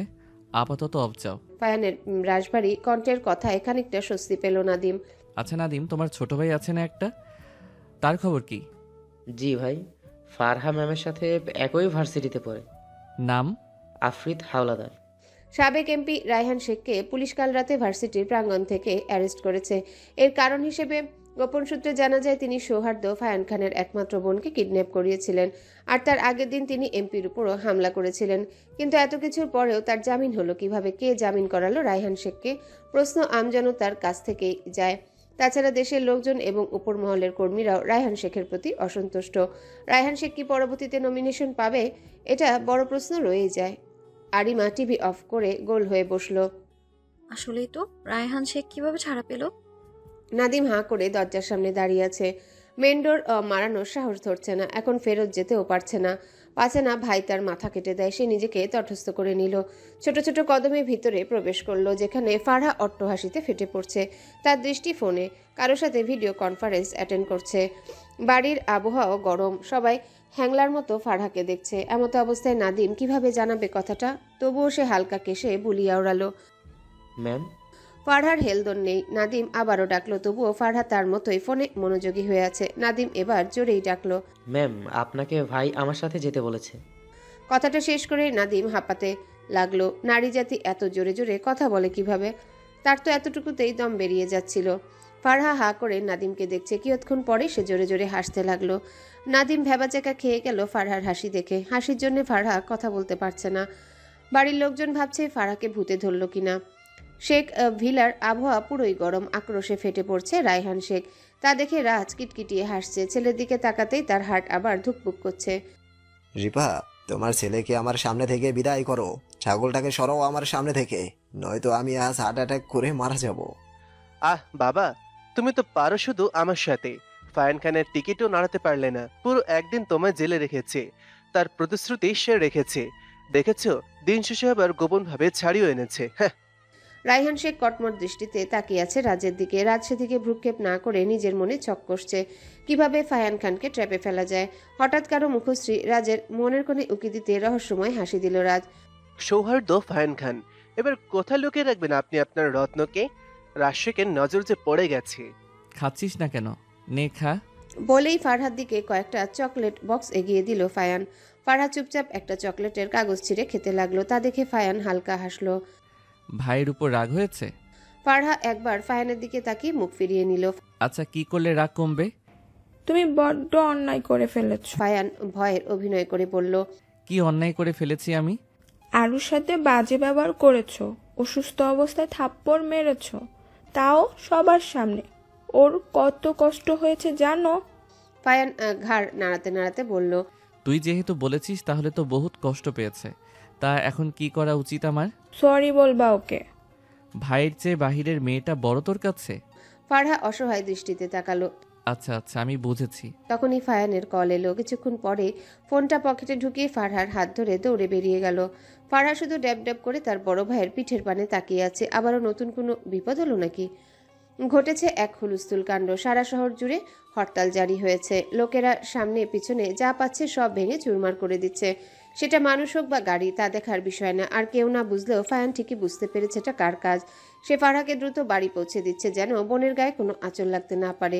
মেন রোডের কাছে আসতেই নাদিমকে দাঁড়ানো দেখতে পেল ফায়ান। দ্রুত গাড়ি থামাতে বলছে সে। ফায়ান গাড়ি থামিয়ে নাদিমের কাছে গেল। যাওয়ার আগে ফারহাকে সতর্ক করে গেছে যেন এক পা বের না হয়। ফারহাও সাই জানিয়েছে, কিন্তু ভাই যাওয়ার পর একটা মানুষকে দেখে সে আর বসে থাকতে পারল না। দৌড়ে তার নিকটে চলে গেল। ভাই, রায়হান শেখ এবার পাগলা কুত্তার মতো খেপেছে। কোনো না কোনোভাবে আপনার ক্ষতি করতে চাচ্ছে সে, তাই এই হরতাল ডেকে এনেছে। এবার সাধারণ মানুষরা আপনার কাছে বিচার চাইবে, ক্ষতিপূরণ চাইবে। আপনি দিতে অস্বীকার করলে সবাই আপনার বিরুদ্ধে যাবে। এটাই তার ফার্স্ট স্টেপ। সেটা আমি বুঝে নিব নাদিম। তুমি বরং বোনকে বাড়ি পৌঁছে দাও, আমার কাজ আছে। বলেই সেখান থেকে অন্য গাড়িতে উঠে পড়ল ফায়ান। এদিকে নাদিম বেচারা হা হুতাশ করছে। সে কিনা ফারহাকে বাড়ি পৌঁছে দিবে। কেন জানি ফারহাকে দেখলে তার ভীষণ লজ্জা পায়। আপনি? ভাইয়া কোথায়? নাদিম আমতা আমতা করে বলল, ভাই একটা কাজে গিয়েছে, আমাকে বলেছে আপনাকে বাড়ি পৌঁছে দিতে। ঠিক আছে। কিছু না মনে করলে একটা প্রশ্ন করি ম্যাম? জি বলেন। আর প্লিজ বারবার ম্যাম বলবেন না। আমি আপনার চেয়ে অনেক ছোট, তাই নাম ধরে ডাকবেন। নাদিম টাসকি খেলো। ভাই যদি জানে সে ফারহাকে নাম ধরে ডাকে, তাকে আর আস্ত রাখবে না। একবার ঢোক গিলে অদরজোড়া ভিজিয়ে নিল নাদিম। আরিমা ম্যাম কি আমাদের সাথেই যাবে? ফারহা ভ্রুকুচকে একবার নাদিমের দিকে তাকিয়ে আরিমার দিকে দৃষ্টি ফিরালো। কেন? আপনার কোনো সমস্যা এখানে? নাউজুবিল্লাহ, কি যে বলেন না আপনি। তাহলে নিজের কাজ করুন। জি মাগো, ভাইয়ের মতো বোনেরও ঝাঁজ কম না, শরীরে তো একই রক্ত বইছে, কিন্তু আরিমা মেয়েটাকে তার সুবিধা মনে হচ্ছে না, কি রকম রহস্যময়ী। খানভিলায় প্রবেশের সাথে সাথে ফারাকে জেকে ধরলো সবাই। প্রশ্ন এই মেয়েটাকে যাকে সাথে করে এনেছে সে। ফারু মেয়েটা কে? তোর বন্ধু? না, গার্লফ্রেন্ড। সোনালি হকচকিয়ে গেল। দেখো মেয়ের কাণ্ড, মায়ের সাথে ফাজলামো করে। আহ ছোট, এটা কি ধরনের প্রশ্ন? বান্ধবী তো হবে না। বড় আম্মু, তুমি ওনাকে বোঝাও। আর হ্যাঁ, এ আমার ফ্রেন্ড আরও। কালকে আমার বার্থডে, তাই ওকে এনেছি। আসতে চাইনি জানো, রাস্তা থেকে জোর করে ধরে বেঁধে এনেছি। ভালো করেছিস। এখন বস, তোদের জন্য শরবত করে আনি, যা গরম পড়েছে। আচ্ছা, আম্মু আব্বু আর বড় আপু কবে আসবে? এবারও তারা থাকছে না। সোনালি অসহায় কণ্ঠে জবাব দিল, তোদের কি আর পরিবারের প্রতি খেয়াল আছে? সেই তো টাকার পেছনেই ছুটছে। আরিমা এতক্ষণ যাবৎ চুপ হয়ে সব শুনছিল। তার শাশুড়ি আন্টির মন খারাপ দেখে সে আর চুপ থাকতে পারল না। উঠে গিয়ে সোনালীকে পেছন থেকে জড়িয়ে ধরে পড়ল। আন্টি, মন খারাপ করবেন না তো, আমরা আছি তো নাকি? ওনাদের কাজ আমরাই পুষিয়ে দিব, নো টেনশন। সোনালী বেগম হাসলেন, মেয়েটাকে তার ভালো লেগেছে। মন খারাপ করিনি মা, তুমি বরং ফ্রেশ হয়ে আসো, আমি খাবার বাড়ছি। ফারহা ওয়াশরুমে ঢুকেছে, সেই সুযোগে আরিমা ভাবছে একটু নেতা সাহেবের রুম থেকে ঘুরে আসা যাক, উনি হয়তো রুমে নেই এখন। ঝটপট রুম থেকে বেরিয়ে এলো আরিমা। মনে হচ্ছে তার নিজের বাড়ি এটা। এভাবেই পদচারণ করছে। সব রুম চেক করতে করতে একটা কক্ষের সামনে এলো আরিমা। ভেতর থেকে দরজা ভিড়ানো। নেতা সাহেব তো এখনো আসেনি, আসার কথাও না, তাহলে দরজা খোলা কেন? আরিমা বেশি ভাবলো না, হতে পারে দরজা খোলা রেখেই গেছেন উনি। পা টিপে টিপে ভেতরে প্রবেশ করলো আরিমা। বাহ, তার নেতা সাহেব বেশ শৌখিন মানুষ, দেখেই বোঝা যাচ্ছে। আরিমা চারিপাশে চোখ বুলিয়ে দেখতে লাগলো। একদিন এই রুমেই তার ঠাঁই হবে ভাবতেই লাজুক হাসলো আরিমা। তারপর ব্যালকনিতে চলে গেল। বাহ, এই জায়গাটা তার দারুণ লেগেছে। এখান থেকে বাগানের সব দৃশ্য দেখা যায়, ফল ফুলের অভাব নেই সেখানে। লম্বা একটা শ্বাস নিল আরিমা। নাসারন্ধ্রে কাঠগোলাপের ঘ্রাণ এসে ঠেকছে। মুগ্ধতায় চোখ বুজে এলো আরিমার। এই মেয়ে, তুমি এখানে কি করছো? হঠাৎ কারো ধমকে হকচকিয়ে গেল আরিমা। তড়িৎ গতিতে ঘাড় ঘুরিয়ে ফায়ানকে দেখে স্বস্তি পেল যেন। আমার কথা শোনোনি? কারো অনুপস্থিতিতে যে রুমে আসতে নেই, এই ম্যানার্সটুকু তোমার মাঝে নেই? আরিমা কিছু বলার জন্য মুখ খুলছিল, কিন্তু তাকে থামিয়ে দিয়ে ফায়ান আবারও বলতে লাগলো, তুমি আমার বাসায় কি করছো? কে অ্যালাউ করেছে তোমায়? সেই লাফাতে লাফাতে আমার বাসা অবধি চলে এলে। যত সব থার্ড ক্লাস মার্কা মেয়ে। আরিমার সরু ভ্রু কুচকে এলো। নেতা সাহেব তাকে অপমান করছে। আরিমা ফায়ানের দিকে এগিয়ে এলো, এক আঙ্গুল উঁচু করে বলল, দেখুন নেতা সাহেব, এখানে আমি মোটেও আসতে চাইনি, আপনার বোন জোর করে এনেছে। আমাকে দেখে আপনার থার্ড ক্লাস মনে হয়? দেখবেন একদিন এই থার্ড ক্লাস মেয়ের পিছু পিছুই আপনার ঘুরতে না হয় আবার। ফায়ান আরিমার এক হাত মুচড়ে ধরে আরিমার পিঠ ফায়ানের বুকে ঠেকালো। আরিমা ব্যথায় কুকিয়ে উঠেছে, কিন্তু না, তার তো নেতা সাহেবের সামনে দুর্বল হলে চলবে না। ফায়ান আরিমার কানে ফিসফিস করে বলল, শোনো মেয়ে, আজ পর্যন্ত কেউ সৌহার্দ্য ফায়ান খানের সামনে মাথা উঁচু করে তো দূরের কথা, আঙুল উঁচিয়ে কথা বলার দুঃসাহসও করেনি। আর তুমি দুদিনের মেয়ে হয়ে চটাং চটাং কথা বলছো। পরবর্তীতে এই সাহস দেখিও না মেয়ে, না হলে আঙুল আর গলা উঁচিয়ে কথা বলার জন্য তোমার সুন্দর গলাটা থাকবে না। আরিমা ঈষৎ কেঁপে উঠল, তবু নিজেকে সামলে উত্তর কাটালো, আজ অব্দি কারো সাহস হয়নি আপনার সামনে মাথা উঁচু করে কথা বলার। আমার সাহস বরাবরই একটু বেশি। আর তাছাড়া গলা উঁচিয়ে যেহেতু কথা বলেছি, তাই আমি ভালোভাবেই জানি আমার গলাটা কিভাবে বাঁচাতে হবে। আরিমার তেরা জবাবে ফায়ানের রাগ তরতরিয়ে বেড়ে গেল। আরিমার হাতটা আরেকটু চেপে ধরতে আরিমা অস্ফুট স্বরে কুকিয়ে উঠল। ফায়ান তার হাত ধরে টেনে এনে দরজার বাহিরে ছুঁড়ে মারল। তোমার জায়গা সবসময় এভাবে বাহিরেই হবে, ফার্দার আমার রুমে ঢোকার সাহস যেন না হয়। বলেই মুখের উপর দরজা বন্ধ করে দিল ফায়ান। আরিমা এক পলক দরজার দিকে অসহায় দৃষ্টিতে তাকালো। তার নেতা সাহেব প্রচুর কঠিন একটা মানব। এভাবে কেউ ব্যথা দেয়? আগের ব্যথাটা এখনো সারেনি, তার উপর আবার নতুন করে ব্যথা দিলেন নেতা সাহেব। হাত পুরো লাল বানিয়ে ফেলেছে। নির্দয় পুরুষ, থাকবো না আমি আপনার জীবনে, চলে যাব। রাতে ডাইনিং এ সবাই খেতে বসেছে। ফারা সবসময় ফায়ানের পাশেই বসে খায়, কিন্তু সে এবার আরিমার সাথে বসেছে। তারা দুজন খাচ্ছে আর হেসে হেসে গল্প করছে। মনে হচ্ছে দিন দুনিয়ার ধ্যান নেই বললেই চলে তাদের মাঝে। বাকিরা অবশ্য অবাক হয়েছে, কিন্তু ফারহার হাসি মুখ দেখে কেউ আর মুখে রাগ কাটেনি। কিন্তু ফায়ান ফুঁসছে, কেন জানি আরিমাকে তার সহ্যই হয় না। আরও কালকে তুই আর আমি এক ড্রেস পরবো, ঠিক আছে? উৎফুল্লের সহিত কথাটা বলল ফারহা। আরে তুই বার্থডে গার্ল, সবার থেকে আলাদা থাকবি তুই, ছাগল কোথাকার। ফারহা গাল ফুলালো। আচ্ছা বাকিরা আসবে না? আরফিদের বলেছি, তারা আসতে নারাজ, সন্ধ্যায় আসবে একবারে। ঠিক আছে। তোরা চুপ করবি। খাওয়ার সময় বেশি কথা বলা আমি পছন্দ করি না ফারু। ফায়ানের গম্ভীর মুখশ্রীর দিকে তাকিয়ে হালকা হাসলো আরিমা। তার নেতা সাহেবকে গম্ভীর মুখেও কত কিউট লাগে, ইচ্ছে করছে খেয়ে ফেলি। তখনই ফায়ানের কাশি উঠে এলো। এক গ্লাস পানি খেয়ে সেখান থেকে চম্পট কাটলো ফায়ান। আরিমা হাঁ করে তাকিয়ে আছে, তার কথার জন্য ওনার কাশি উঠেছে নাকি? কিন্তু সে যে মনে মনে বলেছে অদ্ভুত নেতা সাহেব আর তার কাণ্ড কারখানা। কি ব্যাপার রাজ, তোর কার্যক্রম কত দূর? এই তো বাবা, কার্ড হাতে পেয়ে গেছি। একবার খান ভেলায় ঢুকি, কিছু না করে ফিরছি না। দেখিস কিন্তু ফায়ান খান তার বোনের ব্যাপারে পজিটিভ বেশি। আহ বাবা, না যেতেই ভয় দেখাচ্ছ। তুই ভয় পাচ্ছিস? রাজ তার বাবার দিকে বিরক্তিকর দৃষ্টিতে তাকালো। তার খেলা এবার শুরু হবে। সেও দেখবে ফায়ান খান কিভাবে তার হাত থেকে প্রাণপ্রিয় ও বোনকে বাঁচায়। জাঁকজমকপূর্ণ আলোক রশিতে ঝলমল করছে খানভিলা। কোথাও কোনো কিছু ত্রুটি নেই। নানান লোকদের আগমনে প্রত্যেক জায়গা গমগম করছে। বাহিরে কোথাও পা ফেলারও সুযোগ নেই বোধহয়। যেদিকে তাকানো হয় সেদিকেই বড় বড় নেতা, সেলিব্রিটি অথবা বড় বড় বিজনেসম্যানদের দেখা যাচ্ছে। এমপি সৌহার্দ্য ফায়ান খানের একমাত্র বোনের জন্মদিন বলে কথা। নামি দামি মানুষদের আনাগোনা অবশ্যম্ভাবী। ফায়ান সবাইকে সাদরে গ্রহণ করছে, মুখে হাসি ঝুলিয়ে ঝুলিয়ে আলাপচারিতা করছে। তা দেখে আরিমা মুখ বাঁকালো। ঢং দেখলে আর বাঁচি না, কিভাবে দাঁত কেলিয়ে হাসছে। আমার সাথে একটু ভালো ব্যবহার করলে কি হয় আপনার নেতা সাহেব? কথা বলার সময় মুখে করলা ঝুলিয়ে রাখে, যখনই আমি কিছু বলবো তার উত্তরে তিতা তিতা কথা বলবে। অভিমানে মুখ ফুলিয়ে রাখলো আরিমা। এই নেতা সাহেবকে যদি সে তার পিছনে না ঘুরিয়েছে, তার নামও আরিমা এহসান পুষ্পনা। 10টায় কেক কাটা হবে। বার্থডে গার্লকে তো সবার সামনেই থাকতে হবে। কিন্তু ফারহা তার বিপরীত, নিজের রুমে গাল ফুলিয়ে বসে আছে। কেউ তাকে নিচে নামাতে পারছে না। ফারহা কি মন খারাপ করেছে নাকি রাগ করেছে, এই উত্তরটা কেউ নিতে পারছে না তার থেকে। অবশেষে সোনালি হাল ছেড়ে দিয়ে চলে গেল। উদ্দেশ্য ছেলেকে ডেকে এনে মেয়ের রাগ ভাঙানো। কিন্তু তিনি কি জানেন তার বড় ছেলের কার্যক্রমের জন্যই মেয়েটা মুখ ফুলিয়ে রেখেছে?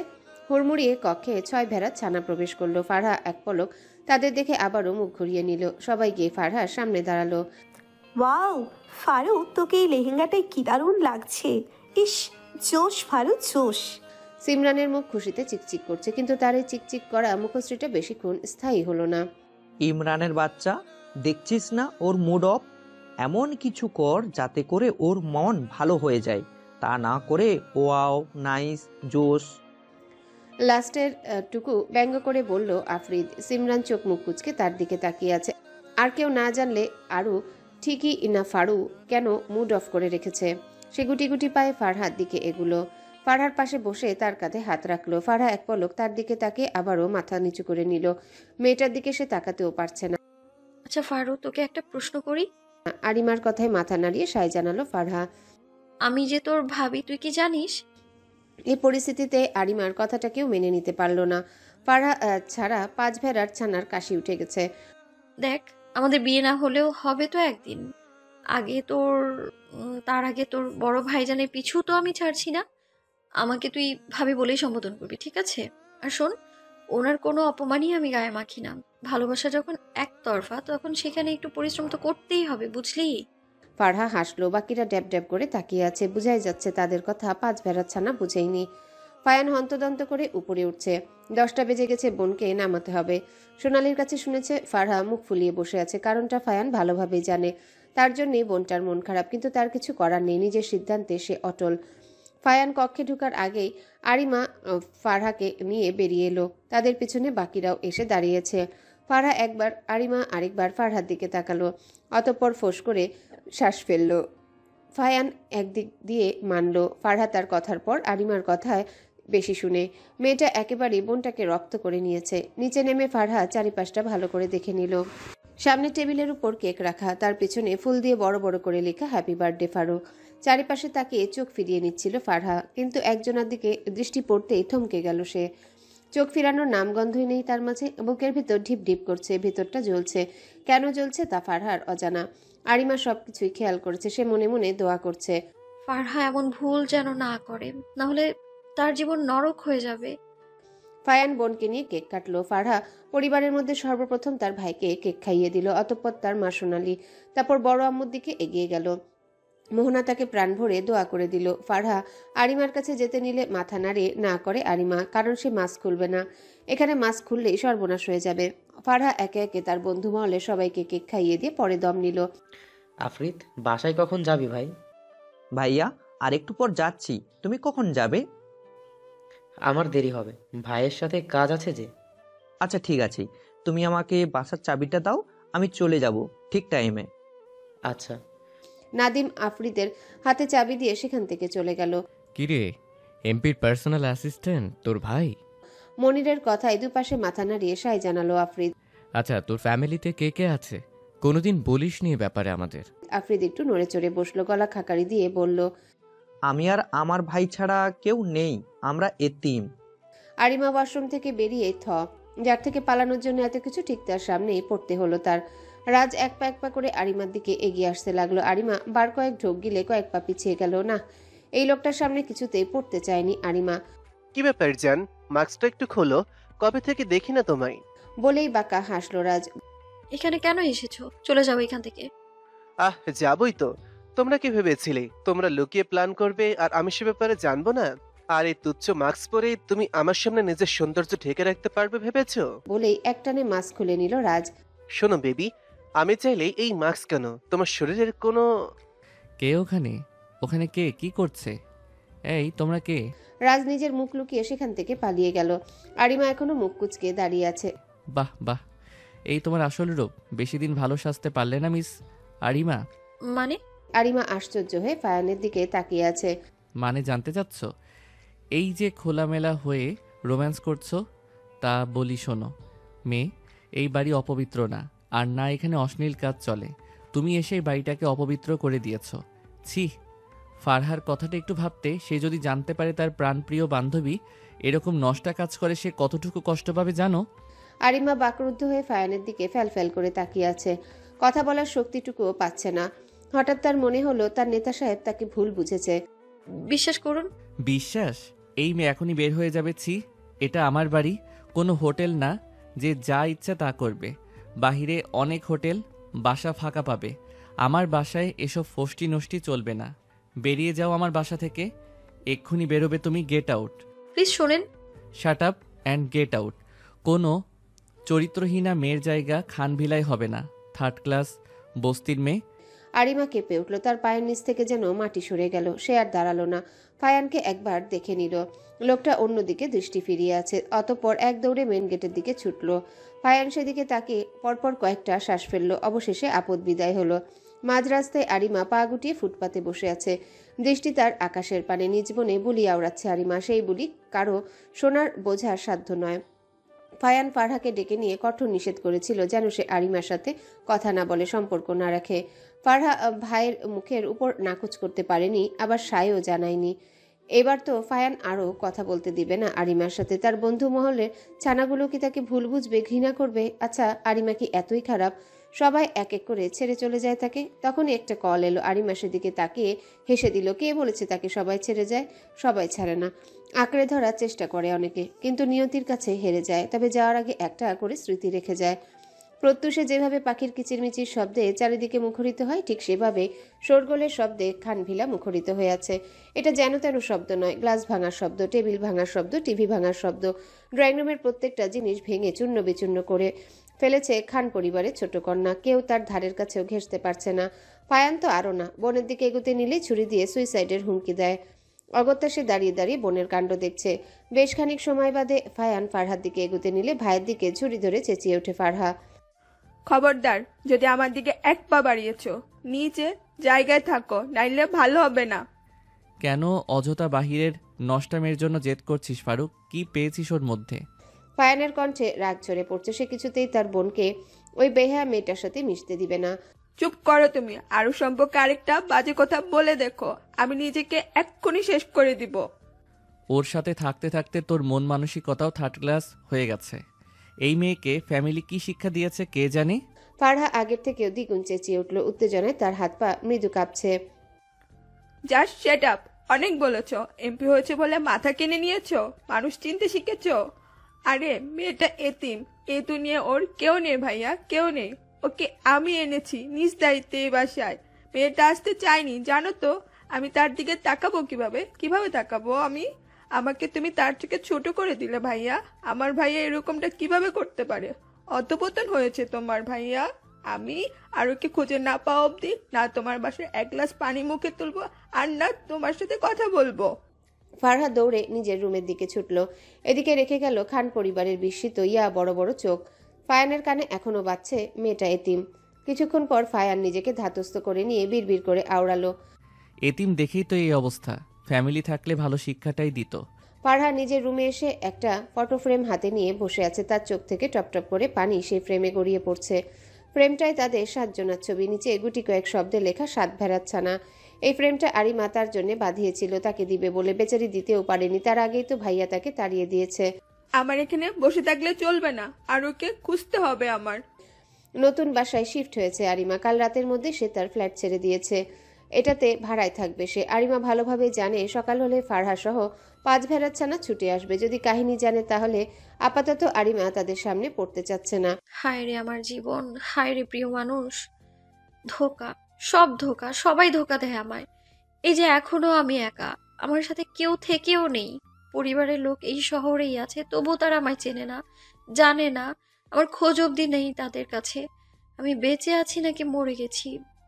বাবা মা না থাকলে বুঝি এরকম ভোগান্তিতেই পোহাতে হয়। কি জানি, অতি শীঘ্রই আমি আমার মিশন কমপ্লিট করব। তবে টার্গেট চেঞ্জ।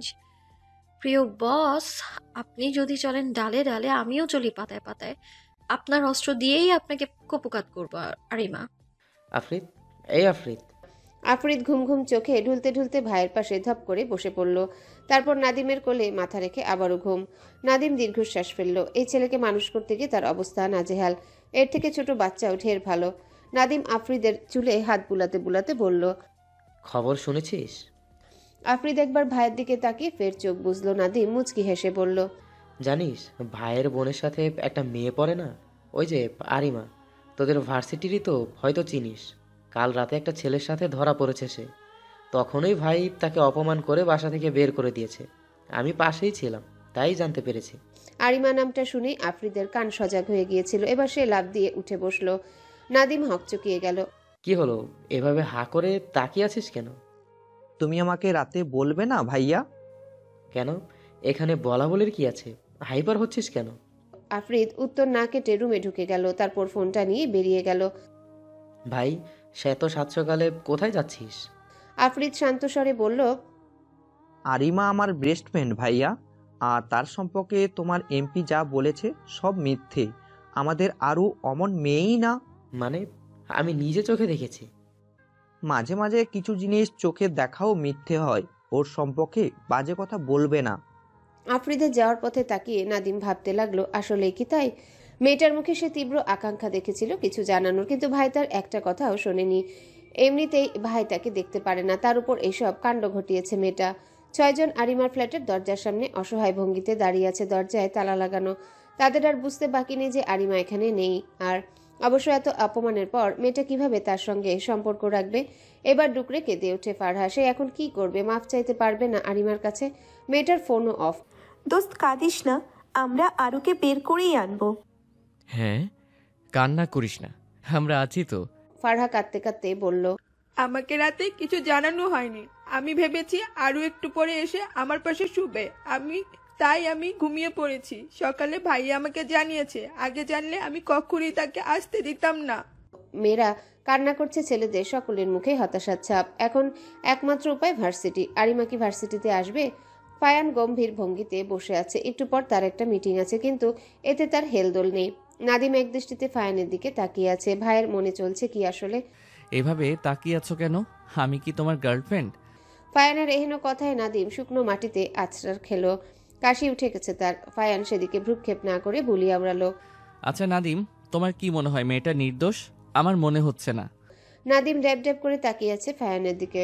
ভাই মানতেই চাচ্ছে না মেয়েটার কোনো দোষ নেই। আরিমা বসে বসে প্রস্তুতি নিচ্ছে। আর কিছু সময়ের অপেক্ষা, রাতটা নামুক, তারপরই সে তার সিক্রেট মিশনে নামবে। আচ্ছা, ফারহা কি তাকে খুঁজছে? বাকি 5 ভেড়ার ছানারা কি জানে তার খবর? তাকে নিশ্চয়ই চিচি করছে তারা। সে কিছুতেই তাদের ঘৃণা পোহাতে পারবে না। আরিমা মনে মনে কিছু ঠিক করে নিয়েছে, মিশনটা শেষ হোক তাই করবে সে।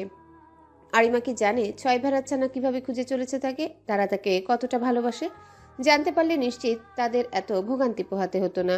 অন্ধকার রজনী, চারিপাশে আধার ব্যতীত কিছুই দেখা যাচ্ছে না। দূর থেকে ঝিঝি পোকার ঢাক শোনা যাচ্ছে, হালকাভাবে গাড়ির হর্নের আওয়াজ আসছে কোনো দূরবর্তী জায়গা থেকে। এই অন্ধকারে কিছু লোক বড় বড় বক্স হাতে নিয়ে ট্রাকের দিকে এগোচ্ছে, উদ্দেশ্য ট্রাকটা ভর্তি করে এখান থেকে মাল নিয়ে কেটে পড়া। হঠাৎ তাদের একজন সঙ্গী চিৎকারে হুড়মুড়িয়ে সেদিকে ছুটল। বাকিরা, লোকটার মাথায় গুলি করা হয়েছে। সকলেই সতর্ক হয়ে গেল, আর কয়েকটা বক্স আছে, তাহলেই তাদের কাজ শেষ। এই লাস্ট মোমেন্টে কে এসব করছে? লোকগুলো বিরক্তির সাথে ঘাবড়াচ্ছে, না জানি কোন আপদেশে আবার জুটলো এখানে। বারবার কোথা থেকে গুলি আসছে কেউ বুঝে ওঠার আগে একের পর এক লাশ পড়ে যাচ্ছে মাটিতে। তারা গাছের পেছনে জায়গায় গিয়েও নিস্তার পাচ্ছে না। কোথা থেকে গুলি ধেয়ে এসে এক একজনের শরীর ফুঁড়ে ঢুকে যাচ্ছে। এবার লোকগুলো বেশ ভয় পেয়ে গেল, কারণ তারা আছে মাত্র 4-5 জন। এখন কি করবে তারা? হ্যাঁ, উপায় পেয়েছে, বসকে কল করতে হবে এই মুহূর্তে। তিনি একমাত্র তাদের রক্ষা করতে পারবেন এই বিপদের হাত থেকে। কিন্তু হঠাৎ ঠকঠক আওয়াজ পেয়ে সবাই মুখ তুলে সামনে তাকালো। আচমকা তারা কয়েক পা পিছিয়ে গেল। এই লোকটাকে ছেলে না মেয়ে কিছুই বোঝা যাচ্ছে না। কালো রঙের হুডির সাহায্যে সমস্ত শরীর আবৃত করে রেখেছে, মুখে মাস্ক, তার উপর চোখে ব্ল্যাক সানগ্লাস। মোট কথা কিছুই বুঝতে পারছে না লোকগুলো। তাদের মাঝে একজন ডায়াল লিস্টে গিয়ে কল দিয়েই ফেলবে। এই মুহূর্তে লোকটা সাইলেন্সারকৃত গানটা থেকে বুলেট ছুড়ল, সাথে সাথে মাটিতে লুটিয়ে পড়ল সে। আর তার বাকি সঙ্গীরা ভয়ে রীতিমতো কাঁপছে। আসলে তাদের কাছে মোকাবেলা করার মতো আপাতত কিছুই নেই। তারা জানতো না সেফ জোনে এভাবে একজন তাদের এসে ঘায়াল করে দিতে পারে। এখানে গার্ড থাকার কথা, কিন্তু কেউ গার্ডদের দেখতে পাচ্ছে না। কি করবে এখন তারা? কিছু বুঝে ওঠার আগেই বাকিদের লাশও একইভাবে মাটিতে লুটিয়ে পড়ল। যেভাবে বাকিরা শেষ হয়েছিল সেভাবে তাদের জীবনও এখানে ইতি টানল। একে একে সবাইকে শুট করার পর লোকটা মাস্ক খুলে বন্দুকে হালকা ফু দিল, যেখান থেকে এখনো ধোয়া বেরোচ্ছে। অতঃপর মাস্ক পুনরায় পরে নিজের কাজে লেগে পড়ল। হাতে যে বেশি সময় নেই। শেখ বিলায় হুলস্থুল কাণ্ড বেঁধেছে। রায়হান শেখের মাথায় আইস ব্যাগ চেপে ধরে দাঁড়িয়ে আছে তার ঘরণী রিপা শেখ।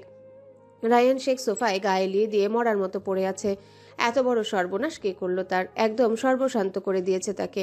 উত্তেজনায় প্রেশার বেড়ে গেছে রায়হান শেখের। রাজ বাবার সামনে চেয়ারে পায়ের উপর পা তুলে বসে আছে, যেন তার কোনো হেলদোলি নেই এই ব্যাপারে। তা দেখে রায়হান শেখের মাথায় আরো আগুন ধরে যাচ্ছে। তার মতে সে একটা গাধা পালছে। রাজ, শাহিনকে কল দিয়ে আসতে বলো। রাজ ভ্রুকুচকে একবার রায়হান শেখের দিকে তাকালো। কি ওভাবে হাবলার মতো কি দেখছো? তোমার পার্সোনাল অ্যাসিস্ট্যান্টের যে খবর ছিল না এতদিন, ব্যাপার কি আব্বু? তোমার মতো তো আমি গাধা নই, তাই সব খবরই রাখি। ওর মা অসুস্থ, তাই দেখতে গিয়েছিল। তুমি আমাকে অপমান করো সবসময়। কারণ তুই অপমানের যোগ্যই। রাজ রাগে ফুঁসতে ফুঁসতে সেখান থেকে প্রস্থান করলো। ফারু, এই ফারু, ভাইয়ার সাথে কথা বলবি না? ফায়ানের কণ্ঠে অসহায়ত্ব ঝরে পড়ছে। বাহিরে সে যতই হাঙ্গামা করুক, মূলত তার বোনকে মন খারাপ অবস্থায় দেখতে পারে না ফায়ান। বুকের ভেতর মনে হয় কেউ পাথর চাপা দিয়েছে। সে দীর্ঘশ্বাস ফেলে আবারও ফারহার দিকে তাকালো, যে মুখ ঘুরিয়ে বিছানায় বসে আছে। ফারু চল, খাবি আমার সাথে? না। না মানে খেয়াল আছে তোর? কাল থেকে খাওয়ার নাওয়া বাদ দিয়ে দিয়েছিস। এভাবে চললে কিভাবে হবে? যখন আরুকে অপমান করে তাড়িয়ে দিয়েছিলে তখন মনে ছিল না? তুমি জানতে না আমার হাসি খুশি মুখ থাকার পিছনে আমার বন্ধুবল, বিশেষ করে আমিরা, আমার নতুন করে হাসতে শিখিয়েছে। চল তুই খাবি আমার সাথে? না, আমি কোথাও যাব না। আমার আরুকে চাই। তার খোঁজ না পাওয়া অব্দি আমি মুখে কিছু গ্রহণ করব না। বেরিয়ে যাও তুমি, সামনে আসবে না আমার। বলতে বলতে ফারহা ফুপিয়ে উঠল। ফায়ান রাগে হাত মুষ্টিবদ্ধ করে সেখান থেকে চলে গেল। ফারহা একবার ভাইয়ের যাওয়ার পানে তাকিয়ে বলল, আমাকে মাফ করে দিও ভাইয়া। তুমি জানো না আরু আমার কাছে কি। যেদিন জানবে সেদিন তুমিও তাকে চোখে হারাবে। আরিমার ব্যাগ প্যাক করা শেষ, এবার গাড়ি আসার অপেক্ষা শুধু। তারপরই সে এখান থেকে চলে যাবে। মোবাইল বের করে তার বন্ধু মহলের ছবিগুলো বের করলো আরিমা। একচিলতে হাসি ফুটে উঠল আরিমার ঠোঁটে। পরক্ষণে মুখ কালো করে নিল আরিমা। সুস্থ স্বাভাবিক জীবন যে তার জন্য নয়, সে অন্যের কয়েদি। ফারহার সবার চোখ এড়িয়ে একটা পার্কে এসেছে। এখান দিয়ে যাওয়ার সময় আরিমা প্রায় বলতো তারা এই শিশু পার্কে ঘুরে যাবে একদিন। এসব ভাবতে দীর্ঘশ্বাস বেরিয়ে এলো ফারহার থেকে। কোথায় তুই আরু? আর কোথায় খুঁজলে তোকে আমি পাবো? প্লিজ দেখা দে আরু, প্লিজ। হেই মিস, এইভাবে শিশু পার্কে এসে শিশুদের মতন কান্না করছেন কেন? ফারহা মাথা তুলে সামনে তাকাতেই অবাক হয়ে গেল। সেদিনের সেই ছেলেটা, লোকটার মুখশ্রীটা সে ভুলবে কিভাবে? প্রথম সাক্ষাৎকারে যে মন দিয়ে বসেছে সে। হ্যালো। জি, কিছু বলবেন? লোকটা ফারহাদ থেকে কয়েক গজ দূরে ধপ করে বসে গেল। নাম কি আপনার? মাস্ক পরে এই গরমে আছেন কিভাবে? ফারহা ভাবলো মাস্কটা খুলে ফেলুক, তাহলে মানুষটা তাকে চিনতে পারবে। আপনি না সৌহার্দ্য ফায়ান খানের বোন? এখানে কি করছেন গার্ড ছাড়া? যে কোনো সময় বিপদ আসতে পারে। তাই তো মাস্ক পরেছি, পাছে কেউ ভাইয়ার কাছে বিচার দিয়ে দিলে। ছেলেটা হাসলো। আমি যদি বিচার দেই? ফারহা চোখ ছোট ছোট করে ছেলেটার দিকে তাকালো, যার ফলে ছেলেটা আরো জোরে জোরে হাসতে লাগলো। ফারহা এক দৃষ্টিতে ছেলেটার দিকে তাকিয়ে আছে। আচ্ছা, আপনার নাম কি? ছেলেটা এবার রহস্যময়ী হাসি দিয়ে বলল, রাজ, নিশান্ত রাজ শেখ। আরিমা গাড়ি স্টার্ট দেওয়ার আগে ফায়ানের ছবির দিকে এক পলক তাকিয়ে দীর্ঘশ্বাস ফেললো। আমার এত পাগলামোর কোনো মানে হয় না নেতা সাহেব। আমি যে অন্যের শেকলে বন্দি, আমি চাইলেও আপনার হতে পারবো না নেতা সাহেব। এই যে আপনার থেকে কিছু ভালো মন্দের স্মৃতি নিয়ে গেলাম, আর কি কোনোদিনও দেখা হবে আমাদের? ফায়ানের ছবিটা বুকের সাথে চেপে ধরে আরিমা বুলিয়া উড়ালো। ভালোবাসি নেতা সাহেব, বড্ড ভালোবাসি। সেই ছোটবেলা থেকেই আপনাকে ভালোবেসে এসেছি নেতা সাহেব, ভালোবেসে যাবো আমৃত্যু। অতঃপর গাড়ি স্টার্ট দিয়ে সেখান থেকে প্রস্থান করলো আরিমা। আর কি এই শহরে আসা হবে? নাদিম। জি ভাই। আরিমা মেয়েটার খোঁজ করো, 24 ঘন্টার মধ্যে তার খোঁজ চাই আমার। আর সেদিনের ছেলেটার ডিটেলস খুঁজে বের করবে। নাদিম হতভম্ব হয়ে ফায়ানের দিকে তাকিয়ে আছে। ভাই এসব কি বলছে? তখনই একটা লোক দৌড়ে এসে ফায়ানের সামনে হাঁপাতে লাগলো। রিফাত, আমি বলিনি অনুমতি না নিয়ে আমার ডেস্কে আসবে না? ফায়ানের কপালে রক ফুলে উঠেছে রাগে। এদের সব কটাকে ছাঁটাই করে দিবে সে। স্যার, ফারহা ম্যাম অ্যাক্সিডেন্ট করেছে, রাস্তার পাশে রক্তাক্ত অবস্থায় পড়ে আছে স্যার। জলদি চলেন, নয়তো কিছু একটা হয়ে যেতে পারে। হ্যালো বন্ধুরা, পরবর্তী পার্ট খুব তাড়াতাড়ি আসবে, তো সবাই অপেক্ষায় থাকো। আর চ্যানেলটি যারা এখনো সাবস্ক্রাইব করোনি তারা পরবর্তী পার্ট দেখার জন্য চ্যানেলটি সাবস্ক্রাইব করে রেখো। ধন্যবাদ সবাইকে, আমাদের সাথেই থেকো।